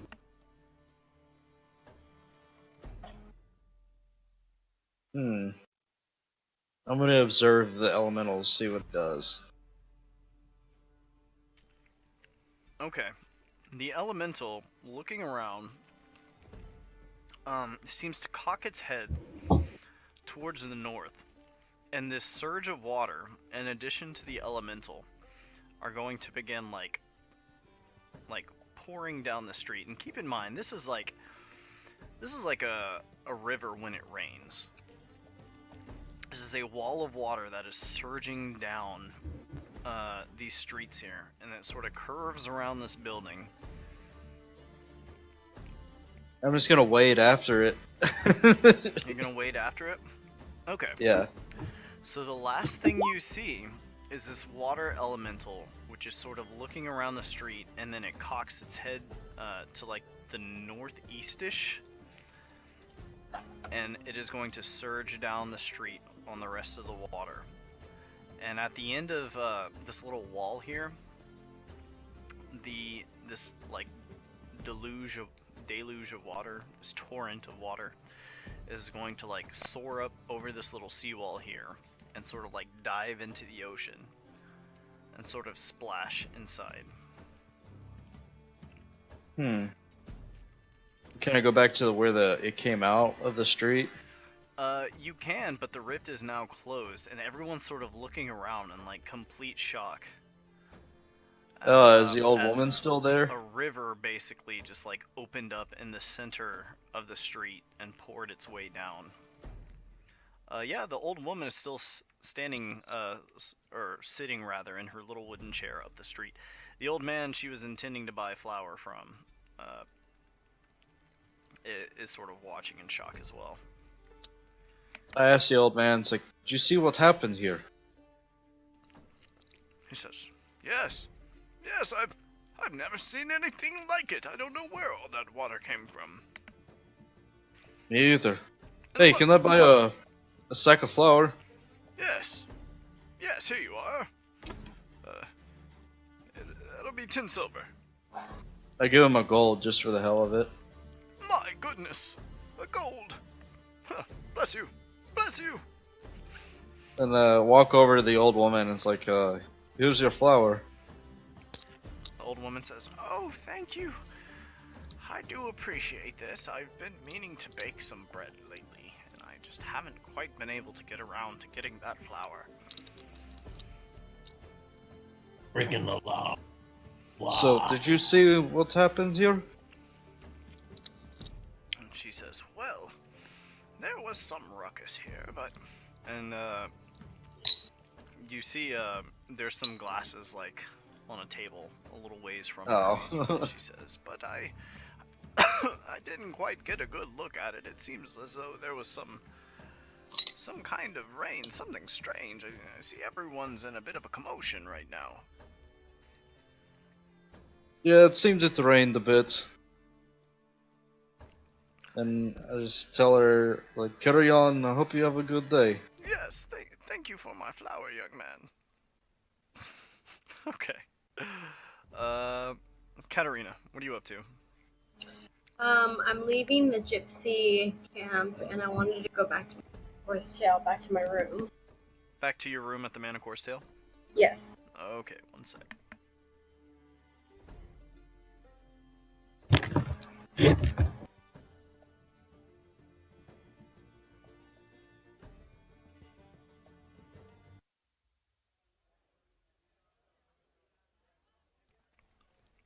Okay.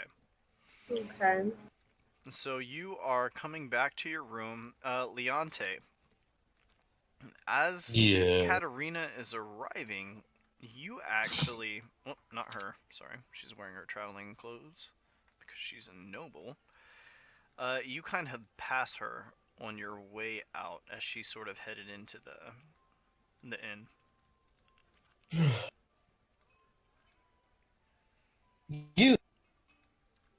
You need to stop and answer a few questions. Katarina, this is the first time you've really spoken with Leonte one-on-one. And I look like a human right now, so she has no idea who I am. Oh, that's true. Yeah, Katarina, this random lady is like, "You there. You need to stop and answer some questions."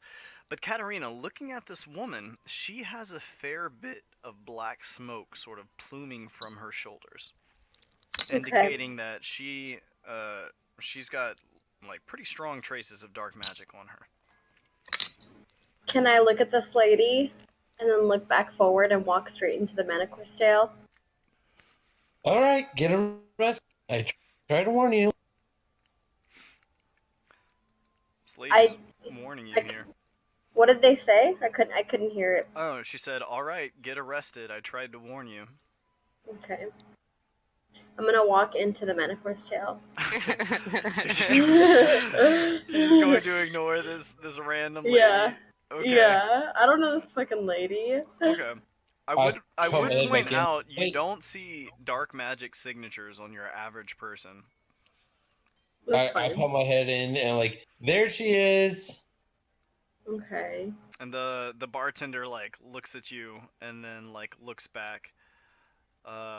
And the city Can I guard. sit? Yeah. Can I sit right next to the city guard? Sure. Okay. And the city guard says, "Excuse me, miss. You're actually just who we were looking for." Can I take off my mask while I'm inside? Yeah. Just go ahead and take that sucker off. Yeah. Okay. You take your mask off, revealing yourself to be this girl here. And looking at the barkeeper and the city guard, sort of says, looking at you, "Excuse me, ma'am, I don't mean to disturb you, but I believe you were present during the animal attacks yesterday?" I'm gonna have Muffin like climb under the door and just gonna sit down next to the door and listen to Muffin. Okay. Muffin is a spider? Yeah. Okay.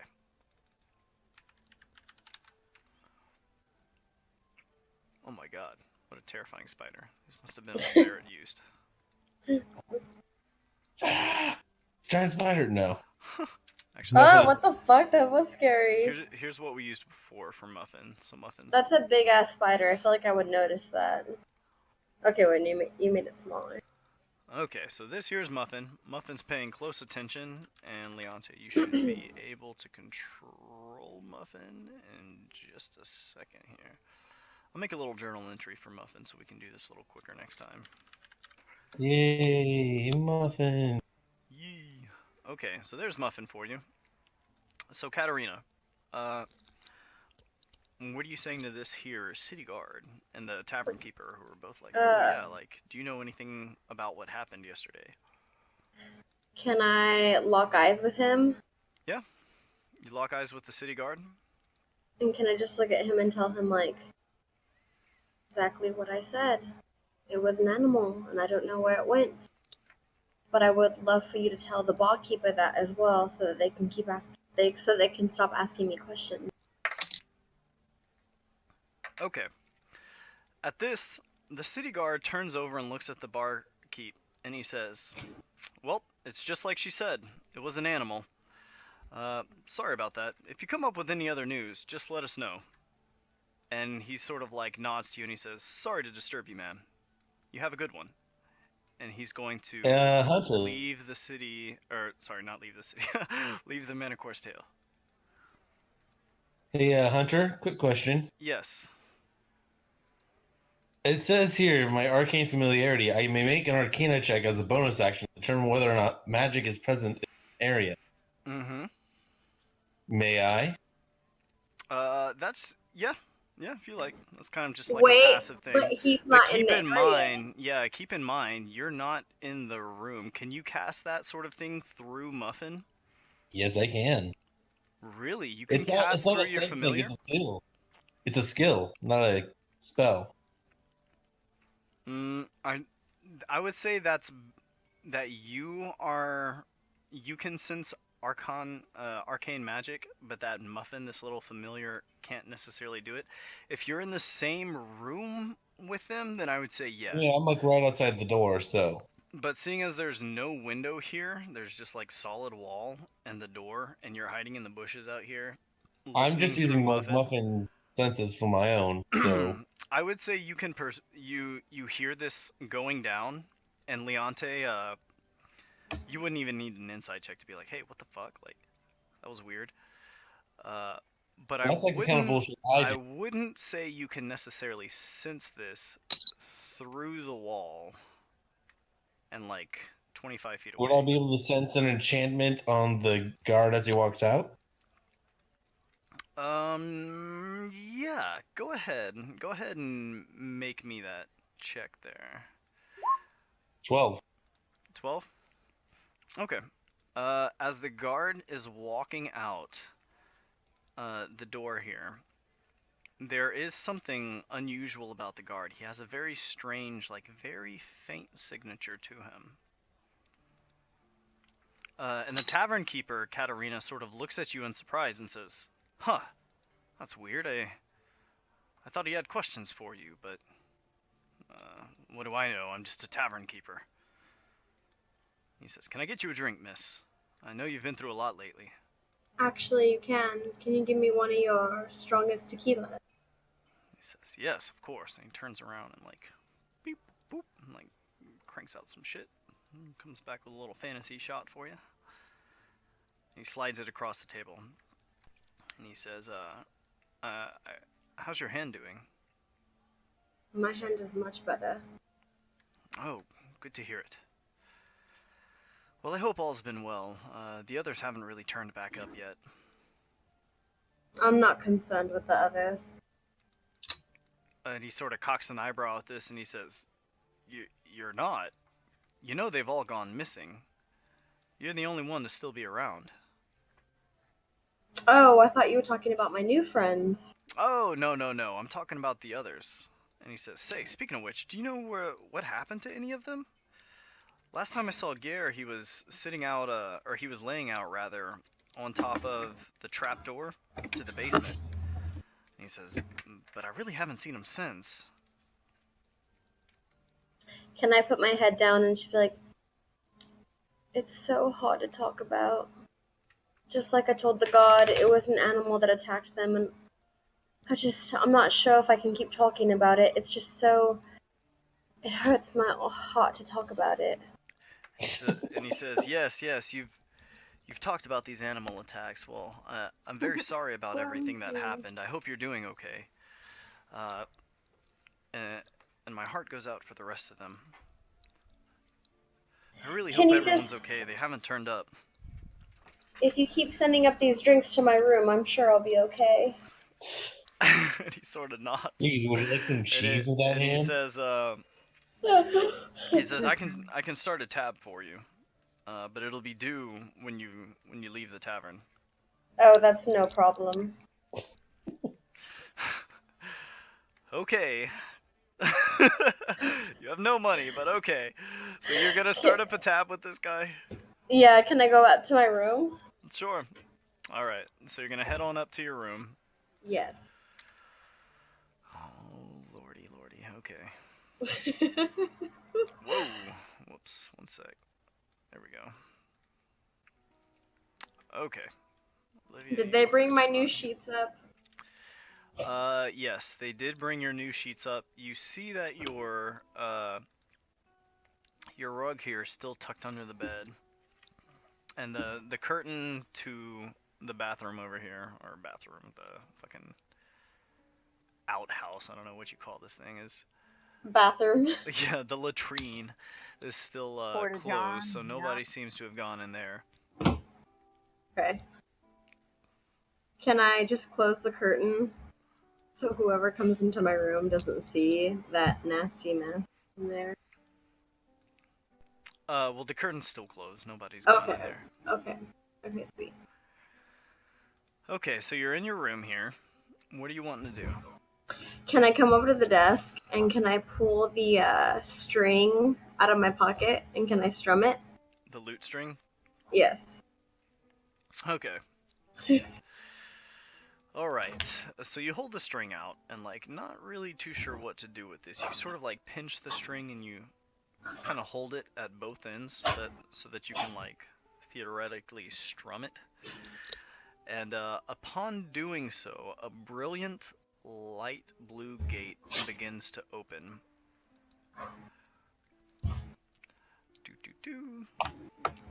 Sort of, whoop, not that is a square. Sort of opens up here, waha! And out. Oh my fucking god! Stepping out Shut your mouth! through this light blue gate, stands No, I'm saying that through my I'm saying that through my mouth, not Muffin's mouth, and you don't hear my Okay. mouth. I'm outside the door. Muffin's in your room. a brilliantly beaming. Jesus. I gotta get that out of there. A brilliantly beaming man Stop it. dressed in vibrant purple sort of steps through and he says, "Ha ha!" And he sort of looks around and he says, "My love, where's this place you've brought me to?" A place that I wish to be no longer. "And where's that?" "I can't say I'm terribly familiar with this." The gate sort of like closes behind him.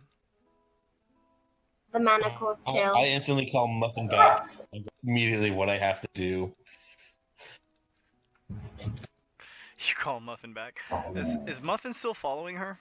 Following her through the upstairs, and when I saw YOLO through Muffin's eyes, I'm just like, okay, yeah, no, I'm going. Muffin needs to get out now. Okay. Alright, so Muffin follows her upstairs, like sort of crawls under the door, and then retreats when YOLO suddenly appears in the room, pleased as punch to see the love of his life. Okay, I know what I need to do now. And he says, "Why have you brought me to this place, dear?" Well, Where I'm in are a bit of trouble again.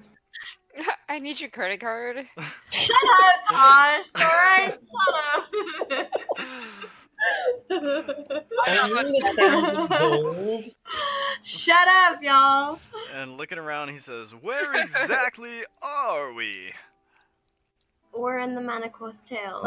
Well, Hey, first thing I do before I go though, I yell, "Oh my God, YOLO Swag!" I yell as loud as I can using thaumaturgy. YOLO Swaggins is upstairs. Go get his autograph, everyone.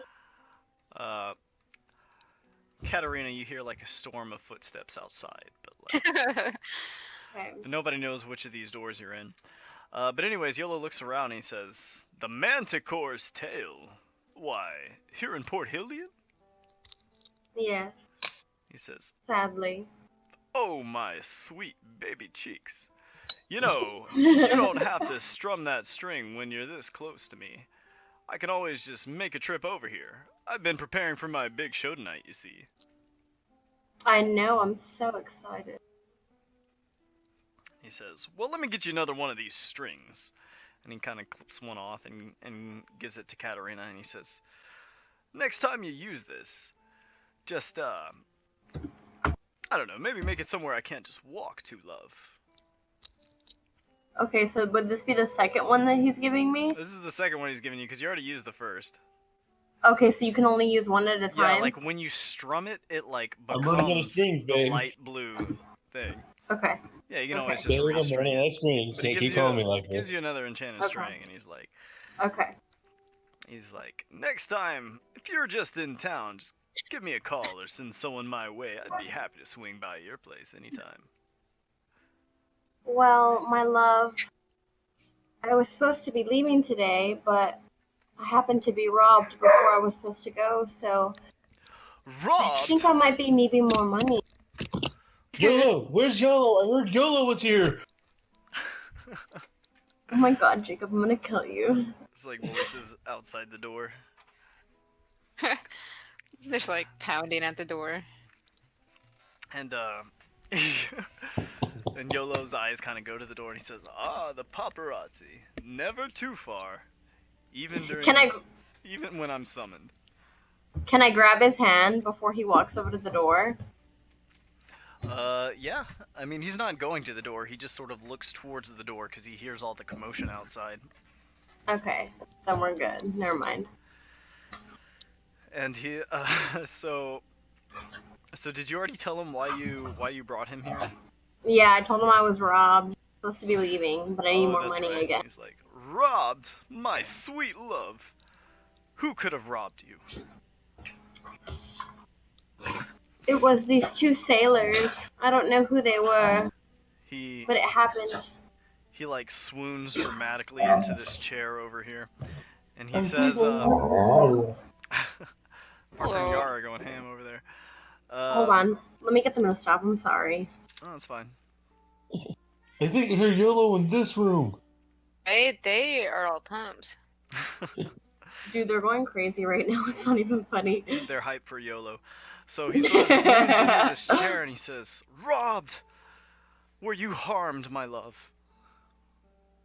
No, I got away, thank the Lord. He says, What was with indeed. that accent? He says, indeed, surely it was the will of the three. He says, is there anything I can do for you? Anything at all?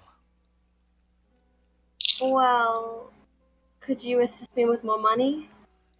At this, his brilliant grin shrinks to a smile, and he says, "Well, you see, love, it was only yesterday that I handed you my 600 gold, which is all I really have on my person." He's broke. He's fucking broke. Shut up! Dump his ass. And he sort of like pulls out his pockets, and they're just like they come up empty, like maybe a paper clip falls out, and he's like, "You see, I make my living on music and performances, and my next big show isn't until tonight." Well, it's time to sell that ass on the street, YOLO. Hmm. Okay, so after he says that, can I look at him and kind of raise an eyebrow and just be like, well, you're going to have a performance tonight, aren't you? Indeed.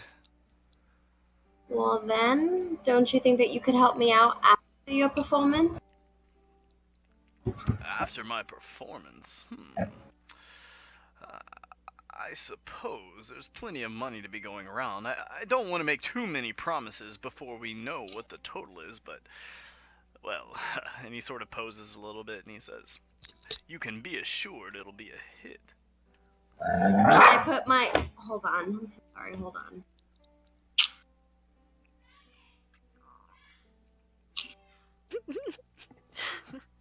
Can you guys hear that? Yeah. Yes. I'm so That's sorry, like through guys. the walls. I'm That's so so Like funny. one of them is growling. I'm so sorry. Oh, can you hear her shushing them? I Yeah. heard Amanda yell at them. Stop it. I'm so sorry. I'm so sorry. I'm really sorry. What was I saying? So he's doing the performance tonight. I want him to come see me.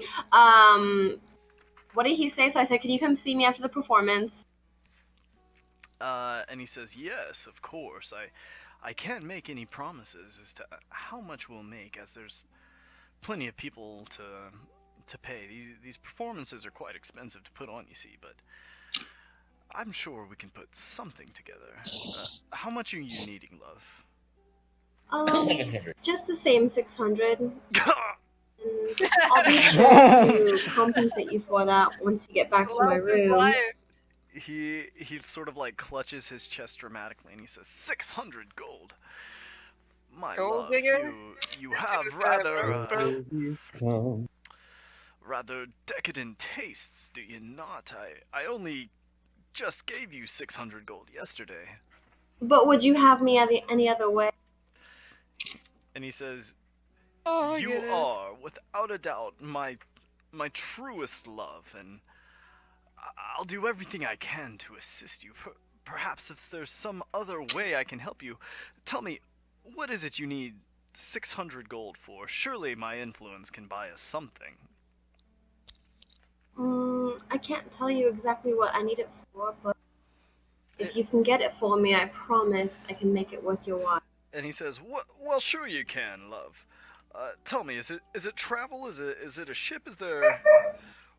What's going on that I couldn't possibly help you with? Do you want a puppy dog? I just want to buy some things, that's all. Buy some things? Well, what are you looking for? Can I just like look at him up and down and just kind of like try to kiss him on the cheek and on the other cheek, and then maybe kiss him on the lips, Oh God. and then just pull away? I will say this: while this is all happening, I'm making my way down towards the towards the entertainers guild, and I am this guy's self as myself a YOLO. Oh God. So Leonte, as you're walking towards the Performers Guild, and you get closer and closer to the Performance Center, the large tree, you do encounter, or not encounter rather, you do spot several sort of like posters, like saying like, hey, there's this big show going down tonight. What's what? It's YOLO. How much does it say the entrance fee is? To get into the show, it's not much. It's like Hey! maybe like 20 Just gold. show up like a VIP and just stroll in there. Has Alright, Torvald no, I seen have any a of these plan. posters? Uh, I where go have up. you gone today, Torvald? Pretty much all over the city. Actually, yeah, Man, you look went for you trouble. went all the way through the Market District and down south. So yeah, you would have seen this, and you did a pretty good job looking for trouble. You may have come across one of these posters. Still looking for trouble. For that matter, Torvald, in addition to these posters for this performance, you would have come across wanted posters for like an older like sailor. And it's just sort of like a vague sketch, and they're looking for like someone that sort of vaguely matches that description, and that's somebody that they suspect in the killing of a lot of these homeless people. Tell it's a sailor? Huh? I can tell it's a sailor? Not necessarily, it's just a picture of like an older man. Alright. Old man Sten, to be exact. Okay. But yes, Sten. you do see these. Yeah, they had talked about old man... The people you came across last time, Torvald, talked about old man Sten giving speeches. Oh. So they have the wanted poster name in the wanted poster? Mm-hmm. Okay. For old man Sten. There's no name attached, but looking at this older looking fellow, you think to yourself, I wonder if this is the guy. Oh. But meanwhile, Katarina, you and YOLO are up here in your bedroom and you're asking for money, and he tells you like, I've got no money to give you right now. Okay, but I asked him if he could come after his performance. If he could like come back and meet you here. And just give me whatever he made. What the fuck? Oh my god, no tact. Just... You're a monster. I don't care. I What a need monster. money. Give me what? So how are you gonna ask him specifically? Like, come I back already after asked him. I already said, like, So- after your performance, could you come back after? Cars. And I said that I would make it worth his while. Okay. And then I kissed him on both cheeks and I kissed him on the mouth. My God. Hunter, quick question. Did you change the compulsion spell at all? Yes, it's in the house rules. It does a lot of shit. It's way better than the original compulsion spell. Is it more like a souped up charm person? Yes. Yeah, I think you could put it that way. You know compulsion. Oh, I do know. That's what I'm asking. Yeah, you should go check it out. There's a lot you can do with it. Give me one sec. Yeah. A plane. Okay, sorry about that. So, so what are you doing in the meantime? Yolo's like, yeah, I got no money for you. You can give him all the kisses you want, but like he's got no cash and no credit on his card. Yo, give me your autograph. I want it for my kid. Yes, my kid. That is it. Just sign the baby's forehead. Then I'm gonna just wait till his show's done, and whatever he has, I'm gonna ask him to give it to me. Okay. Well, this is an excellent time to switch over to Leonte, who's currently headed over to the Performance Center. Alright, Leonte. This guy's YOLO. Disguised as YOLO. Oh shit, where are you? Where were you? I should be near the leave. I don't even remember where Leonte got off to. I think you put me near the manager too, because I was Whatever way. Yeah, I might have, but I'm gonna send you towards the Performance Center. So you are currently dressed as YOLO Swaggins. Or What the fuck? appearing as him. And what are you getting into, Leonte? As you're wandering through the streets, people are like, YOLO Swaggins, is that YOLO Swaggins? And I give them my fucking best. He's I a fraud! I wave and give them my best shitty. You're impersonating my sugar daddy. It's not the first time this happened. Leonte, give me a performance check at advantage to give your best shit-eating grin. Let's get that performance. That is going. 16, so you're just giving them that fucking cheese, Leonte. Just walking through with your, like, shiny white teeth. Well, I mean, someone needs to offer the cheese to go along with Amanda's ham. So you're walking along and people are like, oh my god, it's fucking YOLO Swaggins, I love you. And you're like walking through town. Are you going to the Performance Guild or the Performance Center? The center, or the show is being prepped for currently. Okay. I sabotage it. Okay, so you step inside. Let me hear if I A-hole. see if I have a picture of this Performance Center. Because I thought I had one. But if I do, oh, yep, I sure do. Okay. Oh, that's not it. Oh, damn it, never mind. So I just have a picture of the stage. But you arrive here at the Performance Center, where all these people are not currently standing. There's like various like people like running around getting ready for this show he's about to put on, and as you walk in, like, you instantly have the attention of every room you walk into. What are you doing there, Leonte? I need to speak with. I need to speak. Sorry for that. I need to speak with the man helping me run this show. Okay. Wait, can YOLO Swaggins sense this as he's with me? No, this isn't something he just like automatically knows. Alright, Leonte, there you go. But I told him to come back to me after his show. Where would he have gone? Oh, he's for doing the autograph. time being, he's with you. But I told him to come back to me once he was done with his show. Well, while you The show's guys not are done. having The this show's not done. conversation, Leonte, who had Muffin follow you up to the bedroom and saw YOLO come through the portal, just instantly turned around and left the Manticore's tail. So, technically, as Leonte is walking back, you are currently talking to YOLO. Back in the Manticore's tail. So YOLO, or Leonte, you have been referred to this, like, little bald old man with glasses. He's like, hey there. I can't wait to do your show. Yes, in fact, I think I want to make a few changes. A few changes. Well, the formula's pretty good already. Are you sure you want to do that? Ha! What am I saying? You're a genius. Let's make this a free charity event. I'm feeling charitable tonight. Charity. Well, I want to give back to the people. Ha! That's our YOLO. I'll be sure everybody knows about this.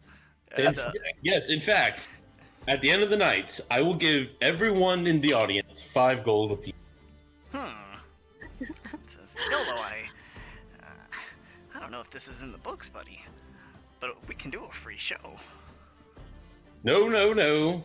We've had some tough times recently with what the going ons and so forth.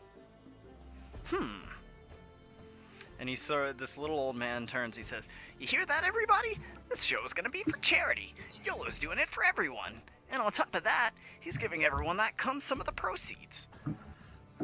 No, they don't have to pay to get in. Oh, would you look at that? Oh my god. And everyone starts cheering like, YOLO, YOLO. I look this man dead in YOLO.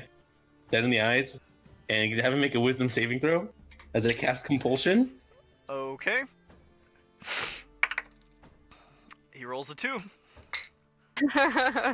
No matter how much I complain, no matter how much I tell you otherwise, I must give everyone in the audience and everyone on the staff 5 gold apiece. And this old man, stricken by fandom, like, reaches up towards his chest and just tears his shirt open. He's like, YOLO! You're the greatest! He stands up and he throws his hands into the air and he says, YOLO! Now, I'll be in my dressing room. As YOLO... Wait, hey Hunter, what time is it right now? Let's see. At this point, it's about like 5-6 o'clock. Later What on. time does the show start at? We'll say for the sake of this, starts about 7-8 o'clock. Could Katarina and YOLO be heading back towards the performance center by now? Yeah, if you like. Yes. Here's what I do. I lay down my old violin on his thing so he knows I was here. And I cast greater invisibility and just walk out. Whoa, you're leaving your violin behind? Yep. Holy I'm gonna get a new one. I shit. have the gold. I have the money for it. Okay, keep in mind, the violin that you have is from the Feydark. Oh shit. It's an elven violin. You know what? In that case, I press. Nah, you already said it. You're leaving it there. No. Nah, you can't pull back. You already said it. He needs to know. Like, technically, your character would already know that this violin is from your home.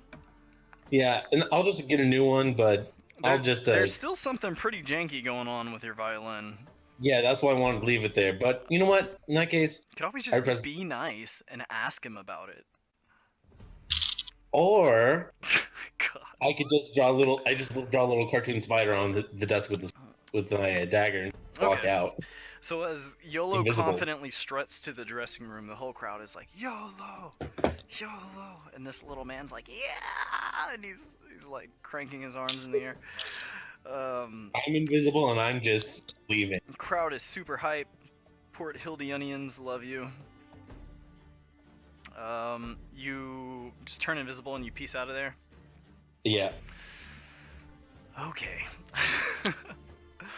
Alright, let's see, where does that bring us? Torvald, no, you found the water elemental. So we're back to Olivier. Olivier, what are you doing in town right now? I was gonna pull a Katarina and go to the Duke and see what the funds look like. Okay. Alright, Olivier. God damn. I know. I was like, ironically, I'm about to do the same thing. Okay. You make your way back to the Duke's place, Olivier.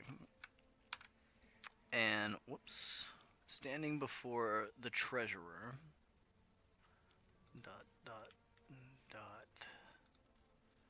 The treasurer / new Duke. He sort of surveys you, and he says, My liege, you certainly look the part now. Gives him an approving nod. The guard is kind of looking at this like, what the fuck? Olivia's just gonna turn to him and make her eyes glow purple. Are you trying to intimidate this Guard. person? No, just like the guard to be like, know your place. Know your place, peasant town guard. Motherfucker. The guard says nothing and stares at the ground. Turn back to the Duke and smile. Been like a day though, hasn't it? Maybe. Yeah, it hasn't been long. And he says, your plans to establish a network of intelligence is already underway. But it will take some time to have everyone in place and get messages to and forth. It is to be expected, but I am pleased to hear that you have started this for me. Indeed I have. What brings you back so soon? I went to Papin. I also was curious as to where your staff goes when they want to be entertained. Where my staff goes when they wish to be entertained? Why? Well, there are many outlets. But I believe there's a certain performance happening at the Performance Center tonight from our very own YOLO Swaggins. I expect many of our people will be there. He's something of a local celebrity. We so I have heard. I may go there myself, but some a wink. But I am just saying, if you ever need relaxation, you should send your men to the Fox's Den. They know how to treat you right. Einhard sort of smiles, and he says, the Fox's Den. Rest assured, I'm sure many young men of Port Hildian, and women I might add, have found their way to the tits of Uptown. If I'm not mistaken, I believe your own friend, Torvald, had found his way there as well. She chuckles softly in fond remembrance of the time. Oh wait, how does he know about that shit? You told him. Oh yeah. You were like, I've been to the tits, and he was like, I'm sure you have. Yeah. Oh, hilarious. May be informed of the whereabouts of the city. You know what? That deserves a cold one. The whereabouts of the city? Here. The economy and all that shit, and just goodness and since he's the treasurer and he would know about this stuff. Got any treasure? Are we doing well? Are there things I need to keep an eye out for? And he says, Are there troubles we face? And he says, well, since you asked, things are doing better than ever. All has been well in Port Hildian, and business is booming. That said, there have been, well, certain disturbances. Certain ones? What is this? And he nods and he says, I've had a couple of reports of a few people going missing in the village of Skadi. I believe one of your friends was from there, no? Oui, to infect. And he says, well, then they should ought to know there's something strange happening there. I can't afford too many people to head into the neighboring towns and look into it. But given that we've invested in restoring these towns and establishing trade, a few of our merchants have reported this back to us. I see. Do you think maybe it is the anomaly? You've mentioned this anomaly threat before. I'm afraid, aside from what occurred at Scotty, we haven't had much contact.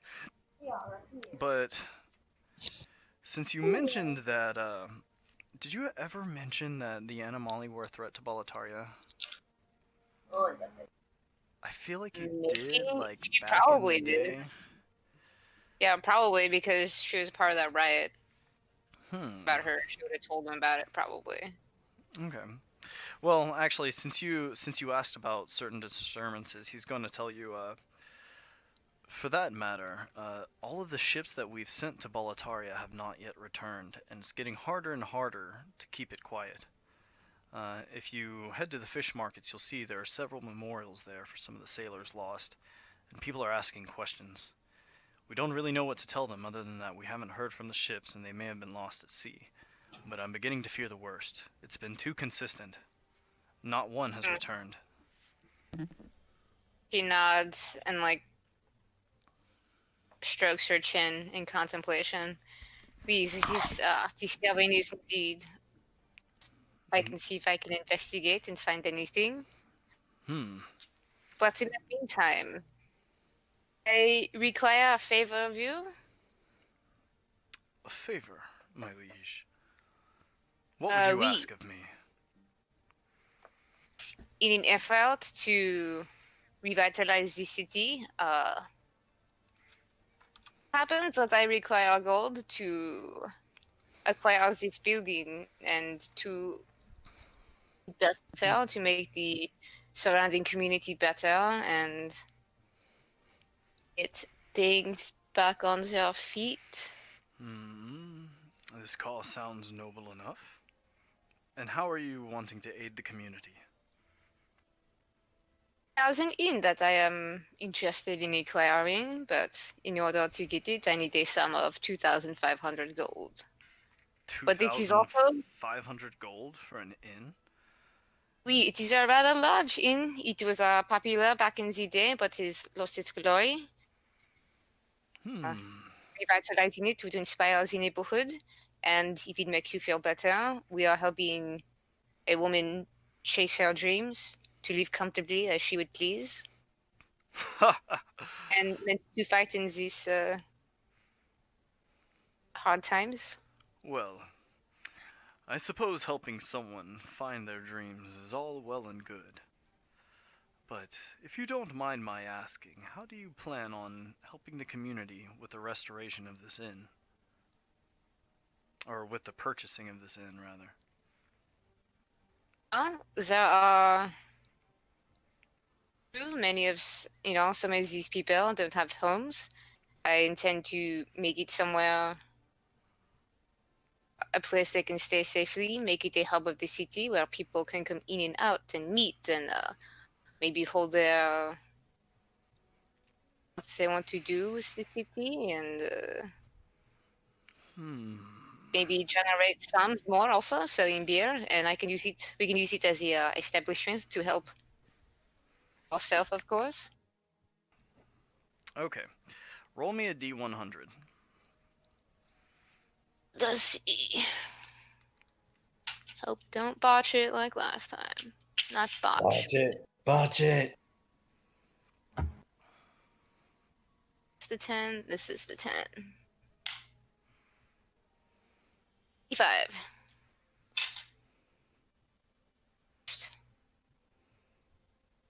What'd you get? 85. 85? 5, yes. Oh shit, okay. So he says, well, as it happens, with business being as good as it's been, I do have some funds I could move around. And if this is something that you feel would make our city better, at this point, we've got the extra funds to do something about that. I'm sure we could afford you this in. But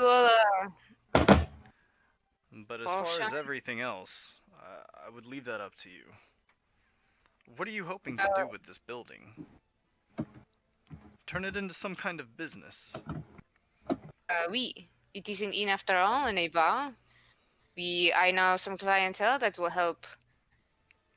Perhaps a small interest of everything earned can go back to Here, she says, gesturing around. You not intend to take without giving back. I see. Very well. What? Which inn would this be exactly? What is the name of it? The Sailor Song. I don't remember. Is the Sailor Song? The Sailor's Song in Uptown, eh? Well, I trust you know what you're doing, my liege. I suppose we could make this work. I'll have someone on it at once, and he sort of nods to a guard, and the guard immediately exits the room. And he says, it may take some time, but I'll have everything officially transferred to you. Tonight I shall be in. You shall be in? Is that what you said? The new inn, sorry. In the new inn? Okay. Is there anything else you want from him? No, I think that was mostly it. Just to be like, hey, send your people to the Fox's Den and to get the money to buy the inn. Okay, yeah, that was a pretty poor good old lady. roll. 85 is definitely pretty solid. So he's like, yeah, with everything going well, like, we will get that. He told you, people are getting pretty restless about the ship sent to Boletaria, because those are fathers, sons, brothers, and just whoever else is sailing on that ship, you know? Mothers, daughters, sisters. And on top of that, people are going missing in Scotty. Yeah, I definitely need to tell the group of that shit a little bit, but... Okay, anything else you want? It has been a pleasure, see you at the play tonight. Of course, my queen. I'll be there. She nods and turns and leaves. You did tell him to call you queen, right? I believe you did Yeah. that last session. Because I'm going to take over the country one day. When Okay. one I of my like how like only Leonte and Torvald are not in any kind of like romantic relationship that's abusive on one side right now. not romantic. it's purely Torvald manipulative. just- Occasion. Torvald doesn't understand it.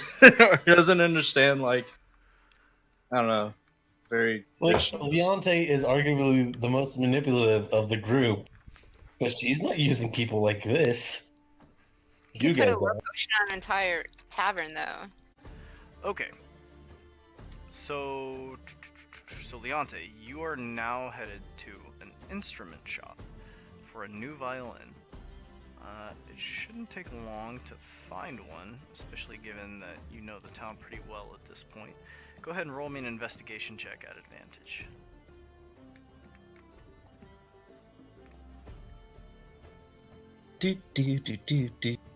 Investigation 14. 14. Yeah. Why don't I see that? 13. Okay. It's not gonna be hard to find one. You kind of know who to ask around here. And since you're I'm right assuming here it's at gonna the be like- performance center anyways, you can just be like, hey, like, where could a guy get a violin around here? Oh, I'm out of my YOLO disguise. I'm back to normal human Leonte. Okay, you're looking like Well- Lily. Alright. So it won't take you long to find a little shop. And, inside you actually find, like, a spry young man. Kinda young for this business. I look him dead in the eye and say, I need your best violin. And he sort of looks at you, and he says, wait, do I know you from somewhere? Famous playwright, Lily? Lily. And he sort of thinks back. What are some of the pieces you left behind? You wrote Bone Trussell, didn't you? Yes, and I also did the whole one woman, well, not exactly one woman, but I narrated and wrote and composed the music for the show praising the Deliani, aka the Queen of Winter. And he's like, oh my god, like, I do know you. And he's like, you're Lily, like, of course. How could I not recognize you? And he says, I need your This- best this is an violin. honor. My old violin has It doesn't quite sound as good as it used to. It's quite an old violin. And he says, "Of course, let me get you our finest." And he sort of rushes to the back, and you hear him sort of fumbling around, and he comes back with like this like extravagant box, and opening up the box, there's this gorgeous wooden violin inside. Looking at it, it's human for sure, but this is of fine quality, finer than you expected for humans. Oh yeah, yeah. Maybe they don't suck as bad as you thought. And how much for this particular piece? He said, "Well, I can give you the employee discount, but it's still going to be about 1,800 gold." Gold. So that would be about. I put down 180 platinum pieces. Is that about right? If my math's right? His jaw just sort of drops open. He says, "Yeah, that's it, right away." And he sort of like puts it into the register and starts working. And he says, "Okay, everything looks good here. You're all set." And he says, "Please, tell everyone you got this from Grondel's finest." I will do exactly that. Thank you very much. I take the violin. I take my witch hat. I'm gonna say you're like down in here somewhere. Yeah, I stand in front of the center, like across the street from it, and I start, playing calmly on my new human violin. It actually sounds a lot better than you thought it would. Yeah, my hat's on the ground, taking in whatever people want to give as I play. Okay. Just like whoever wants to donate. Oh yeah, definitely. Roll me a performance check. Advantage or no? I'm just gonna say a straight performance check because you're just playing a violin. Oh, or actually, no. Well, Make me this is actually a tool check. Come to think of it. I don't know. This is kind of weird because like musical instruments are technically tools, but I also feel like that's exactly what the performance. No, it'd be performance because I am performing. But then, what's the point of having a tool proficiency in musical instruments? Alright, so should I?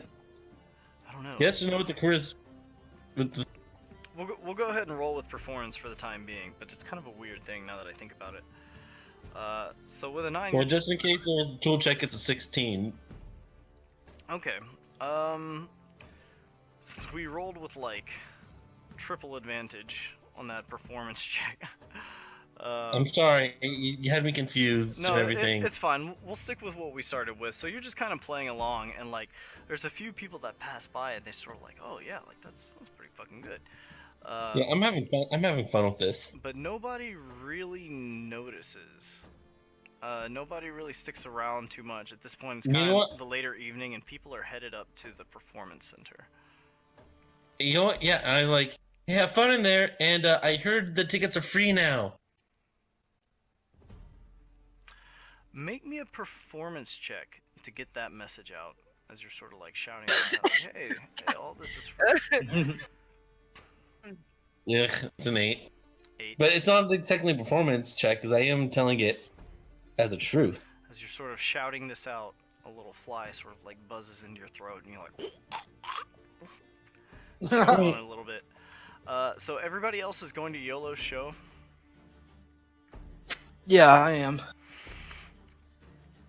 Okay. Yeah.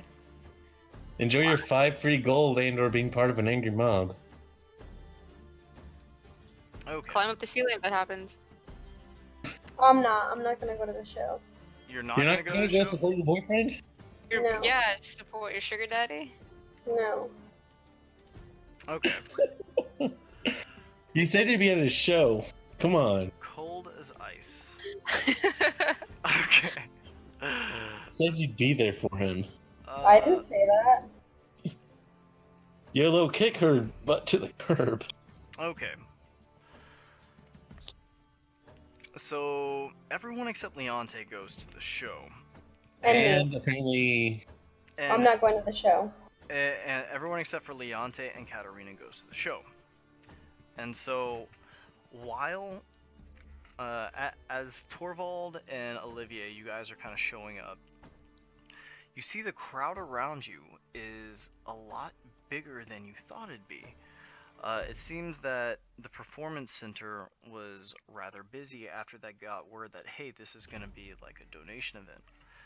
And if anybody's good at getting the word out, it's the performance center. So there are a shitload of people here. A huge amount of people. And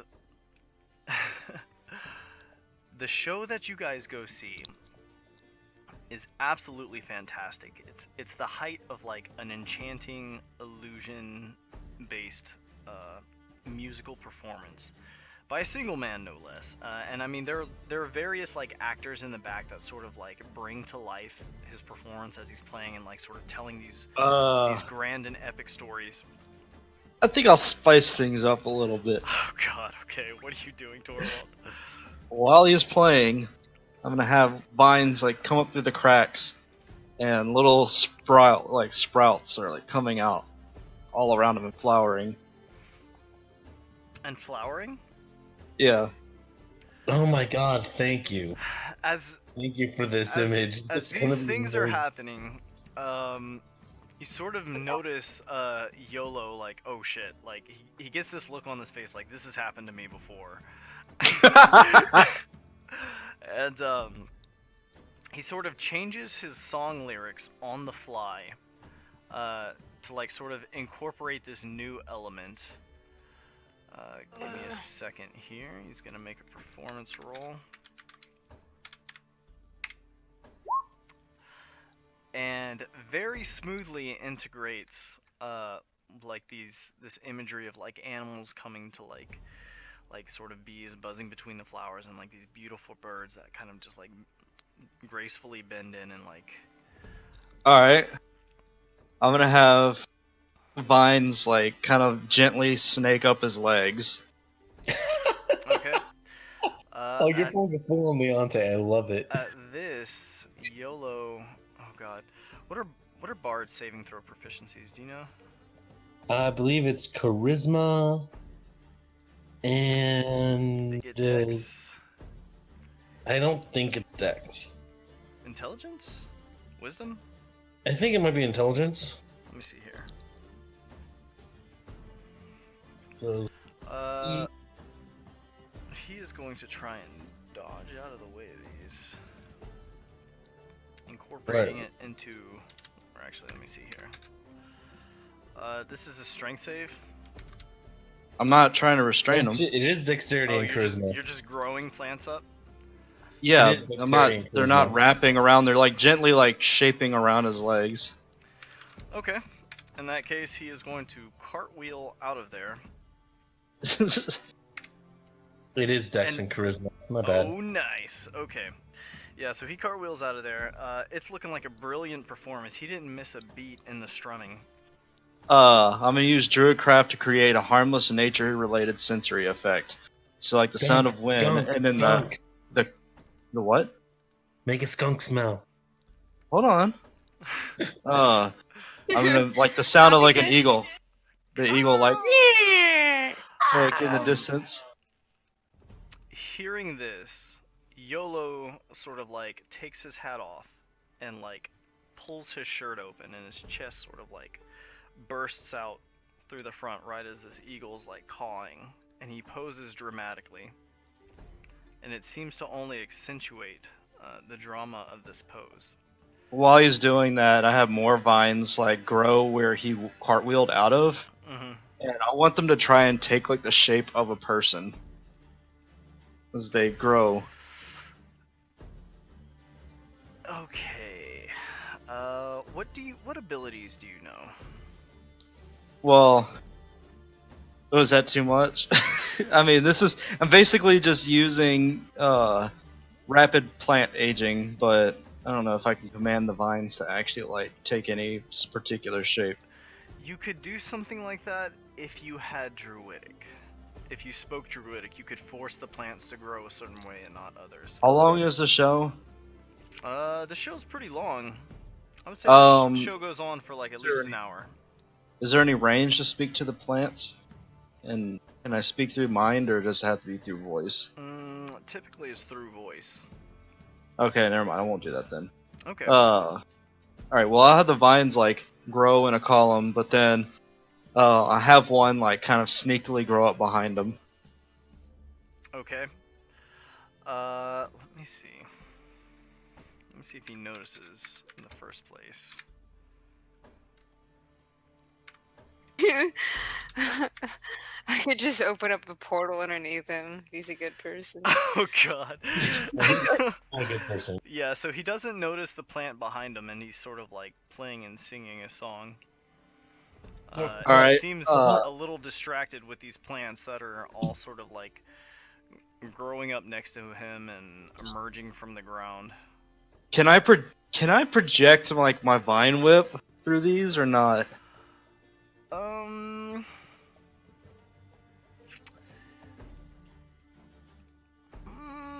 For the sake of this, I'll say it'll cost you a spell slot. Okay. But combined with your druid craft and a particular concentration, you're able to extend some control from a distance. Alright, I'm going to have that vine, using, like, basically vine whip, to grab the seat of his pants and pull downward. Oh my god. Pants him. You're trying to pants him with the vines? Yeah. So these vines basically like plunge upwards and down. As his pants begin to like be thrust downward, he's going to make a dexterity save. Oh god. And you said they were proficient in this? Oh, the vines or him? Him. Well, they are in dexterity. I check. I goof. Ooh, Oh, that's damn. pretty good.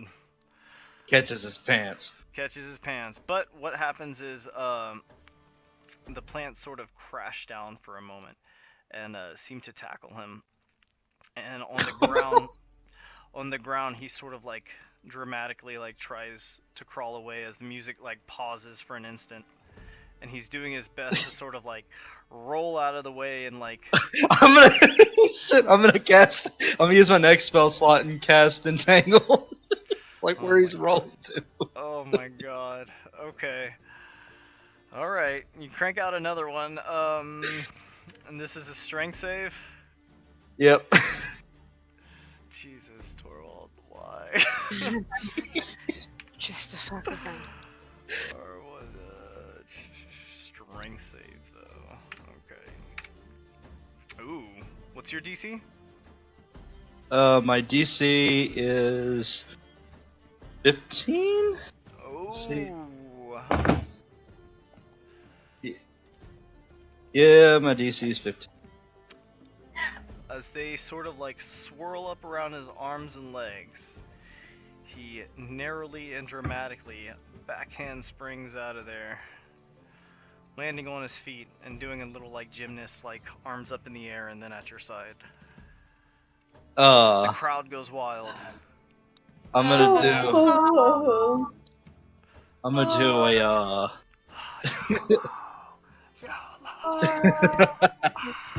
Again, encore.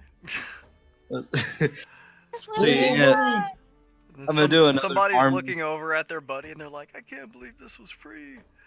I'm gonna do another harmless nature related sensory effect, and this time it's gonna be like a laughing monkey, like for him to hear it. Okay. You just hear like a laughing monkey like echoing in the air. Okay. The beat of the drums kind of change to match those of the monkey, and YOLO sort of just like incorporates it into his performance And with one last performance check, ends on a decent note. As the performance ends, he sort of takes a bow to everybody, and the two curtains kind of like close. And Money time! after a few seconds, someone's like, "So wait, where do we get paid?" Okay, I'm gonna yell out as Torvald's like, I want my 5 fucking gold! Is that how much it was? Five 5 gold, money. or are you It just was 5 gold each. Yeah, 2 it's 5 to gold each person. Get and the staff he was working with. Oh I'm gonna my be like, God. boo! Boo! 5 gold! roll me a performance check, hype man. Money.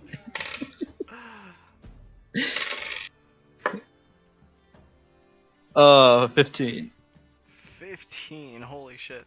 So around you, someone else is like, I want 5 gold, and someone else is like, I'm mad. And, and, Alrighty. and this sort of like angry group starts to form. Olivia's gonna like slowly back away and make her way under the ceiling and just watch from there. After a few moments, like this group that starts fairly small and is kind of agitated, sort of grows as people are like, wait a minute, am I not gonna get paid? And then YOLO sort of like appears out, like kind of like atop the roof, like, and everyone's like, oh, like how do you get up there, you know, that kind of thing. And he sort of like reaches into this large sack and just like tosses into the air like tons and tons of gold coins, and everyone's like, oh my god, and everyone's like clamoring around for like these coins. It's And magic. Torvald, I'm going to cast. you're not there. You didn't go. I'm Leon. outside the building, I said. Where are you exactly? Literally across the street from the performance center. Okay, he's throwing this into the crowd right now. There's no way you could have gotten all that gold at once ready. No, it's an illusion. Yeah. So that's why I'm going to cast that enrage emotion spell, like on the huge group. Oh my god, escalate emotions. Holy shit. Okay. This angry group, which is maybe like, I'm thinking like a 10-foot radius, like mob, right? Yeah. Becomes like a 10-foot radius, like raging angry mob as people start attacking other people as they like clamor for gold and like Hey, that gold. Torvald. Hey, this gold's fake. Torvald, you watch as like this like sort of like old woman is like kind of reaching down for coins, and like this guy comes up and just like decks her, and like a tooth flies out of her mouth, and then I as yell he like out. snatches the coin up off the ground. No, I yell out. Hey, this is just a gold painted copper. Make me a performance check. Exciting. 15. Ooh, 15. Okay. There's a few people that hear you, Leonte, but there's also an angry mob attacking people right now. I know, I'm trying to direct their angle to YOLO. And this angry mob is like viciously lashing out at the people around them. And at this, some of the people are going to start like crying out, and many people are going to leave. And At this point, I crack my knuckles, crack my neck a bit, put my hat away, because I'm doing this for free at Calm Emotions. Then I'm going to cast Calm Emotions on this group and start playing my violin. My new one.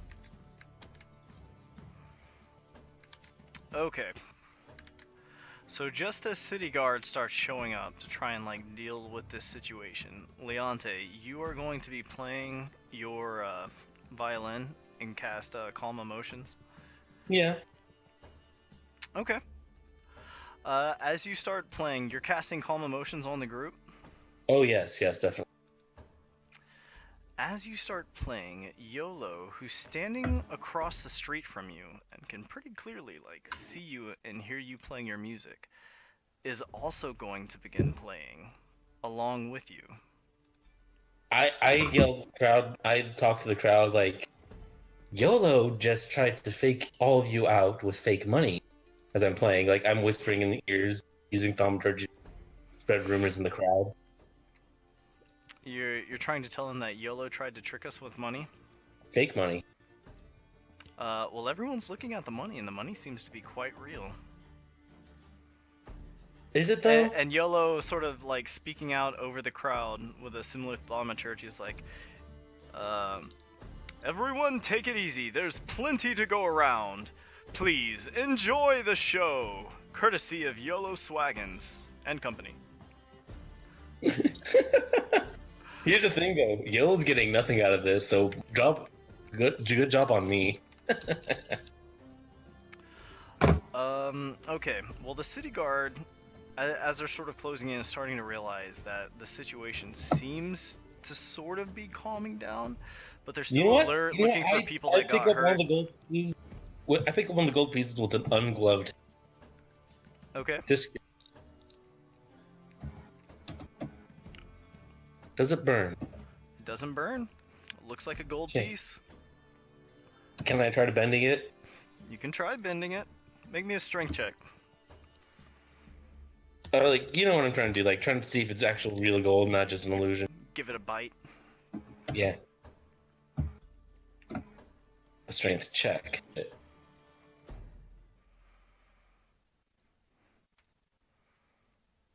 Use 19. those muscles. 19. You flex in ways you've never flexed before, Leonte, and your muscles sort of bulge in an unsightly manner.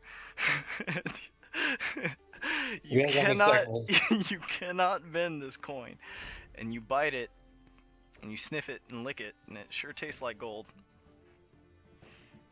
I know something's fishy with this though, because he didn't have the money. You know something suspicious with this gold, Leonte, but everybody else seems to think it's real enough. Make me a performance check to play that song. It's another 15. Okay.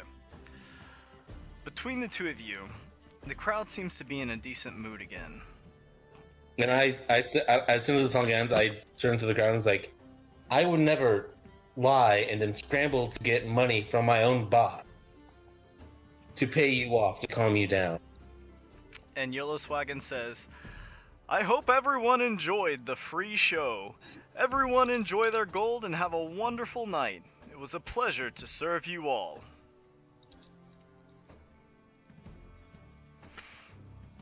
And there's some people that listen to you, Leonte, but a lot of other people have their gold. And it was free anyways. People are starting to disperse. Like, either way, my mission was accomplished. That being said, after the show ends, YOLO sort of vanishes from your sight. And someone comes up and they're like, I know you. I've seen one of your plays. You're Lily. Yes. Yes, that's me. I decided to come back and see how things are going. And I'm sad to see that YOLO has to stoop so low as to steal from the performance center just to give you guys a decent donation. Steal from the performance center? I what guarantee are you talking you. about? The show was for charity. I know, but while he's still under the guise of compulsion, I mentally asked the guy in charge to come to me. The guy in charge? The bald guy that was screaming YOLO's name praise. Make me an investigation check to look for him. No. It's part of your compulsion spell. He can complete the first part and he's waiting my next task. I'm mentally telling him. But compulsion only lasts for 3 minutes. Oh shit, really? The single target version only lasts for 3 minutes, yeah. Bad, huh? Alright. Yeah, so if you're with them for a little bit, you can do some different stuff with them. Like, I guarantee you, YOLO hasn't been doing all that great recently. And he says, financially. Really? He's... We musicians need to be... We musicians, even though we may come off as unfriendly towards each other, need to be close-knit. And the fans like, well, yeah, that'd be great. I mean, I can't believe I just saw you and YOLO Swaggins playing together. But it saddens me to see that YOLO has to stoop so low as to steal from his own people. What are you talking about? Like, I walk into the performance center and I look for the bald guy, the short bald guy.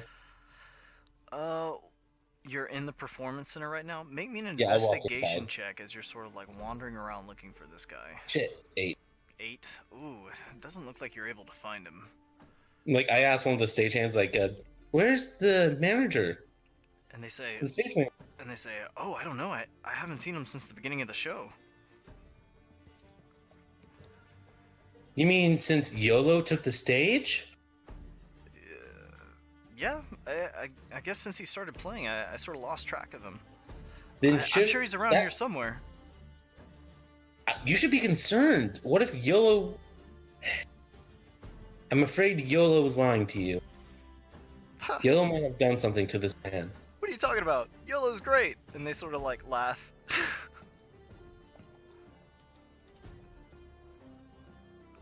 If I close, you know what, Hunter? Yes. I just want to like sense the general magic of the area in the area. Like obviously, I'm going to sense like Torvald's druidic magic. I see the vines on stage. There's a lot of magic in the area, and it's coming from those gold coins. Oh yeah, yeah.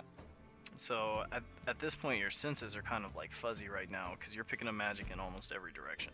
Can you look in like all the closets? Maybe under the stages really You're quickly? telling this guy to look in all of the closets of the performance center? Like, for us performers need to be, in touch with each other, but I haven't heard anything from YOLO in a while, and I'm just concerned. He may be up to no good. Make me a persuasion check to convince these stagehands. 19? Alright, well, you tell these stagehands right after YOLO gives his performance for charity that you suspect YOLO's up to no good and they need to check all the closets. Like, yeah, us performers need to stick together, but I haven't been in contact with YOLO, and I'm afraid he's fallen on hard times and up to desperate measures for things. You put some people up to the task, like a couple of them, but even they kind of have their doubts. They're like, I don't know if he's doing that bad. He just gave people a bunch of money. While you're occupied with this, Leonte, Olivier, Katarina, and Torvald, what are the three of you doing? YOLO's show has just ended. The time of day is it in the game? It's late evening. We're gonna say it's about 8-9 o'clock now. I'm gonna find my Fight Club guys and make them come to my new inn. Well, it's not mine yet, but I'm gonna have them come and drink there with me, and then I'm gonna stay there probably. You're bringing them to the new inn? Well, yeah, they don't know it yet, but that's about to be the new place to hang out.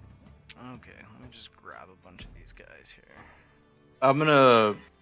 Where did YOLO fly off to? You're not quite sure, Torvald. The last thing you saw was YOLO tossing out a bunch of money for everybody.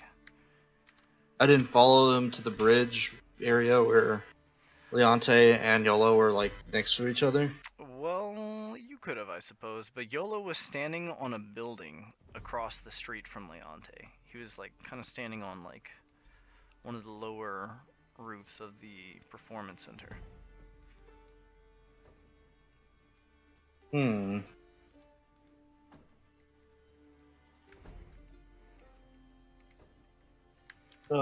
Is there someone I can talk to in the performance center? Yeah, I'm sure there's somebody out there you could talk to. You want to go find someone to speak to in the performance center?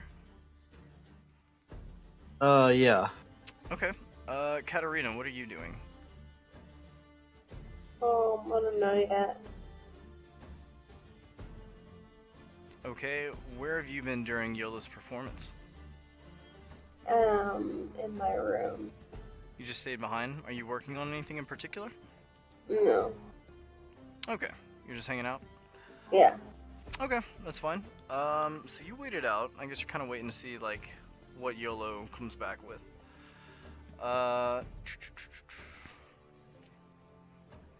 and Olivier, you are headed up. Leonte, you are unsuccessfully trying to convince people. No, that I convinced YOLO's them. I'm in- just and you have convinced a couple of people to like look. and in I'm the actively closets. searching. I'm actively searching for this dude too. Okay. All right. So we will go ahead and start with Olivier. Olivier, you have gathered a good deal of your posse and are headed to the Sailor Song here.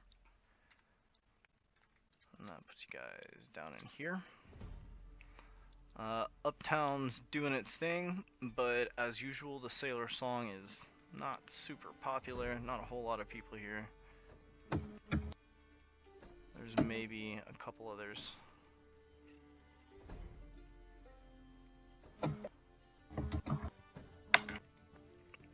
So, what are you leading them here to do exactly?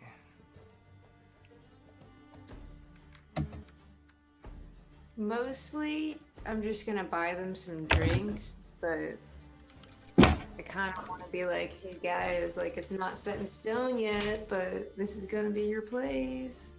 And also tell the lady that the money's gonna be coming. I just don't have it yet.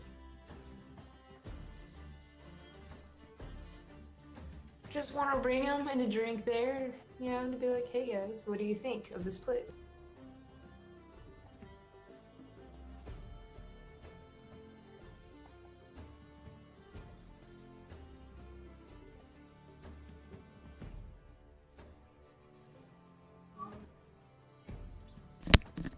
I'm sorry, one second.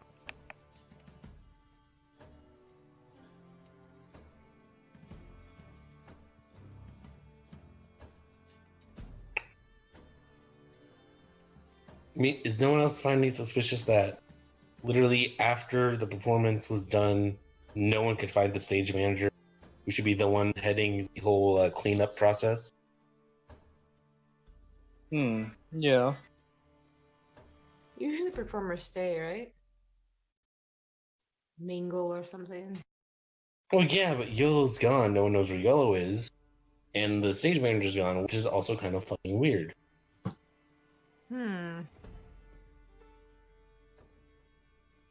Yara, no! Yara, yeah.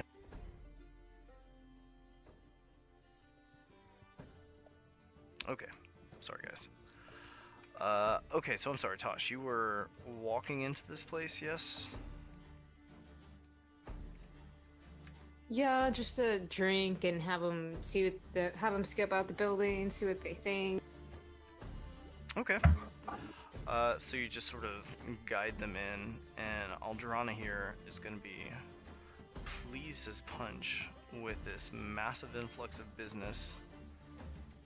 That's basically like the Salty Spittoon regulars, like all marching up in here. And they're like, oh, But this is friends, the new madame. place. She's like, well, got plenty of drinks to go around. Everybody get comfortable. You guys are all gonna kind of maybe claim this table up here. Yeah, nice long table. Yeah, alright. Chat with her for a second. But buy them beers, of course. Okay. Beers or something. How much money do you have, Tosh?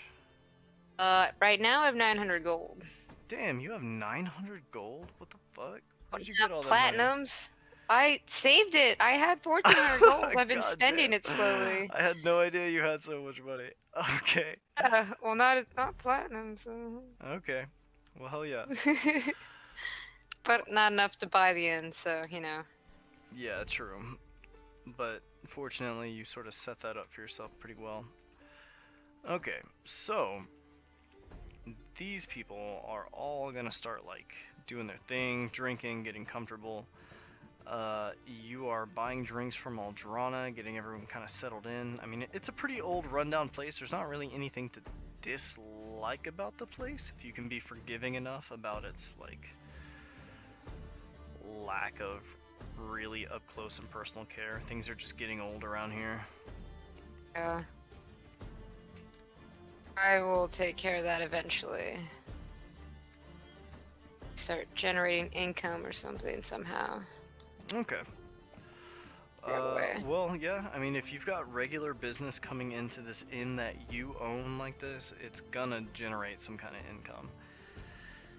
In fact, if you make this place popular enough, it could pretty much just pay for everything by itself. There are some costs to upkeep, but if you want to forgo some of the profits in order to, like, pay off this army that you're slowly building, you could certainly do something like that.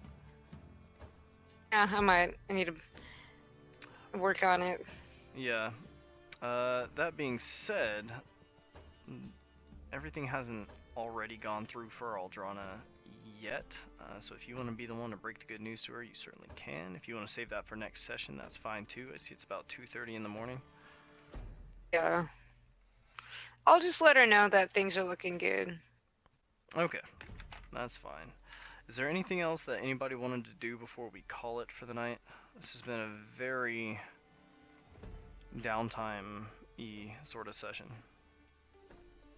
Can I search? Is Torvald coming into the building? I mean, he's technically there, but there's a lot of people there. Oh, Torvald, are you going inside the performance center? Do you have any reason to do that? No. I'm just gonna leave. I'm not gonna go inside the performance center. I'm just gonna go. We're go to the Vanticore's tail. Okay. Because I could use Olivier, your druidic feral senses.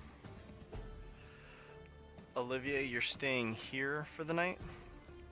Yeah, I'm gonna find, I guess, a room that I deem worthy of myself. Okay. This is probably the biggest, fanciest room over here. Yeah. We'll go with that. It's got a little meeting table. Got a bathtub in there. Oh shit. Yeah. There's supposed to be little beds in this room. I'll throw some in here. Go with that then. Okay. 'Cause this one confuses me because it looks like it's big, but then there's like rooms entering it, so I'm like, never mind. Maybe that's just like a communal area. Which one is that? Here. Oh yeah, that's like a lounge. No gracias. We'll take this one. Okay, that is a-okay. So you're gonna crash there for the night. Okay, in that case, we will go ahead and call that session there. I'm gonna go ahead and stop the recording right here.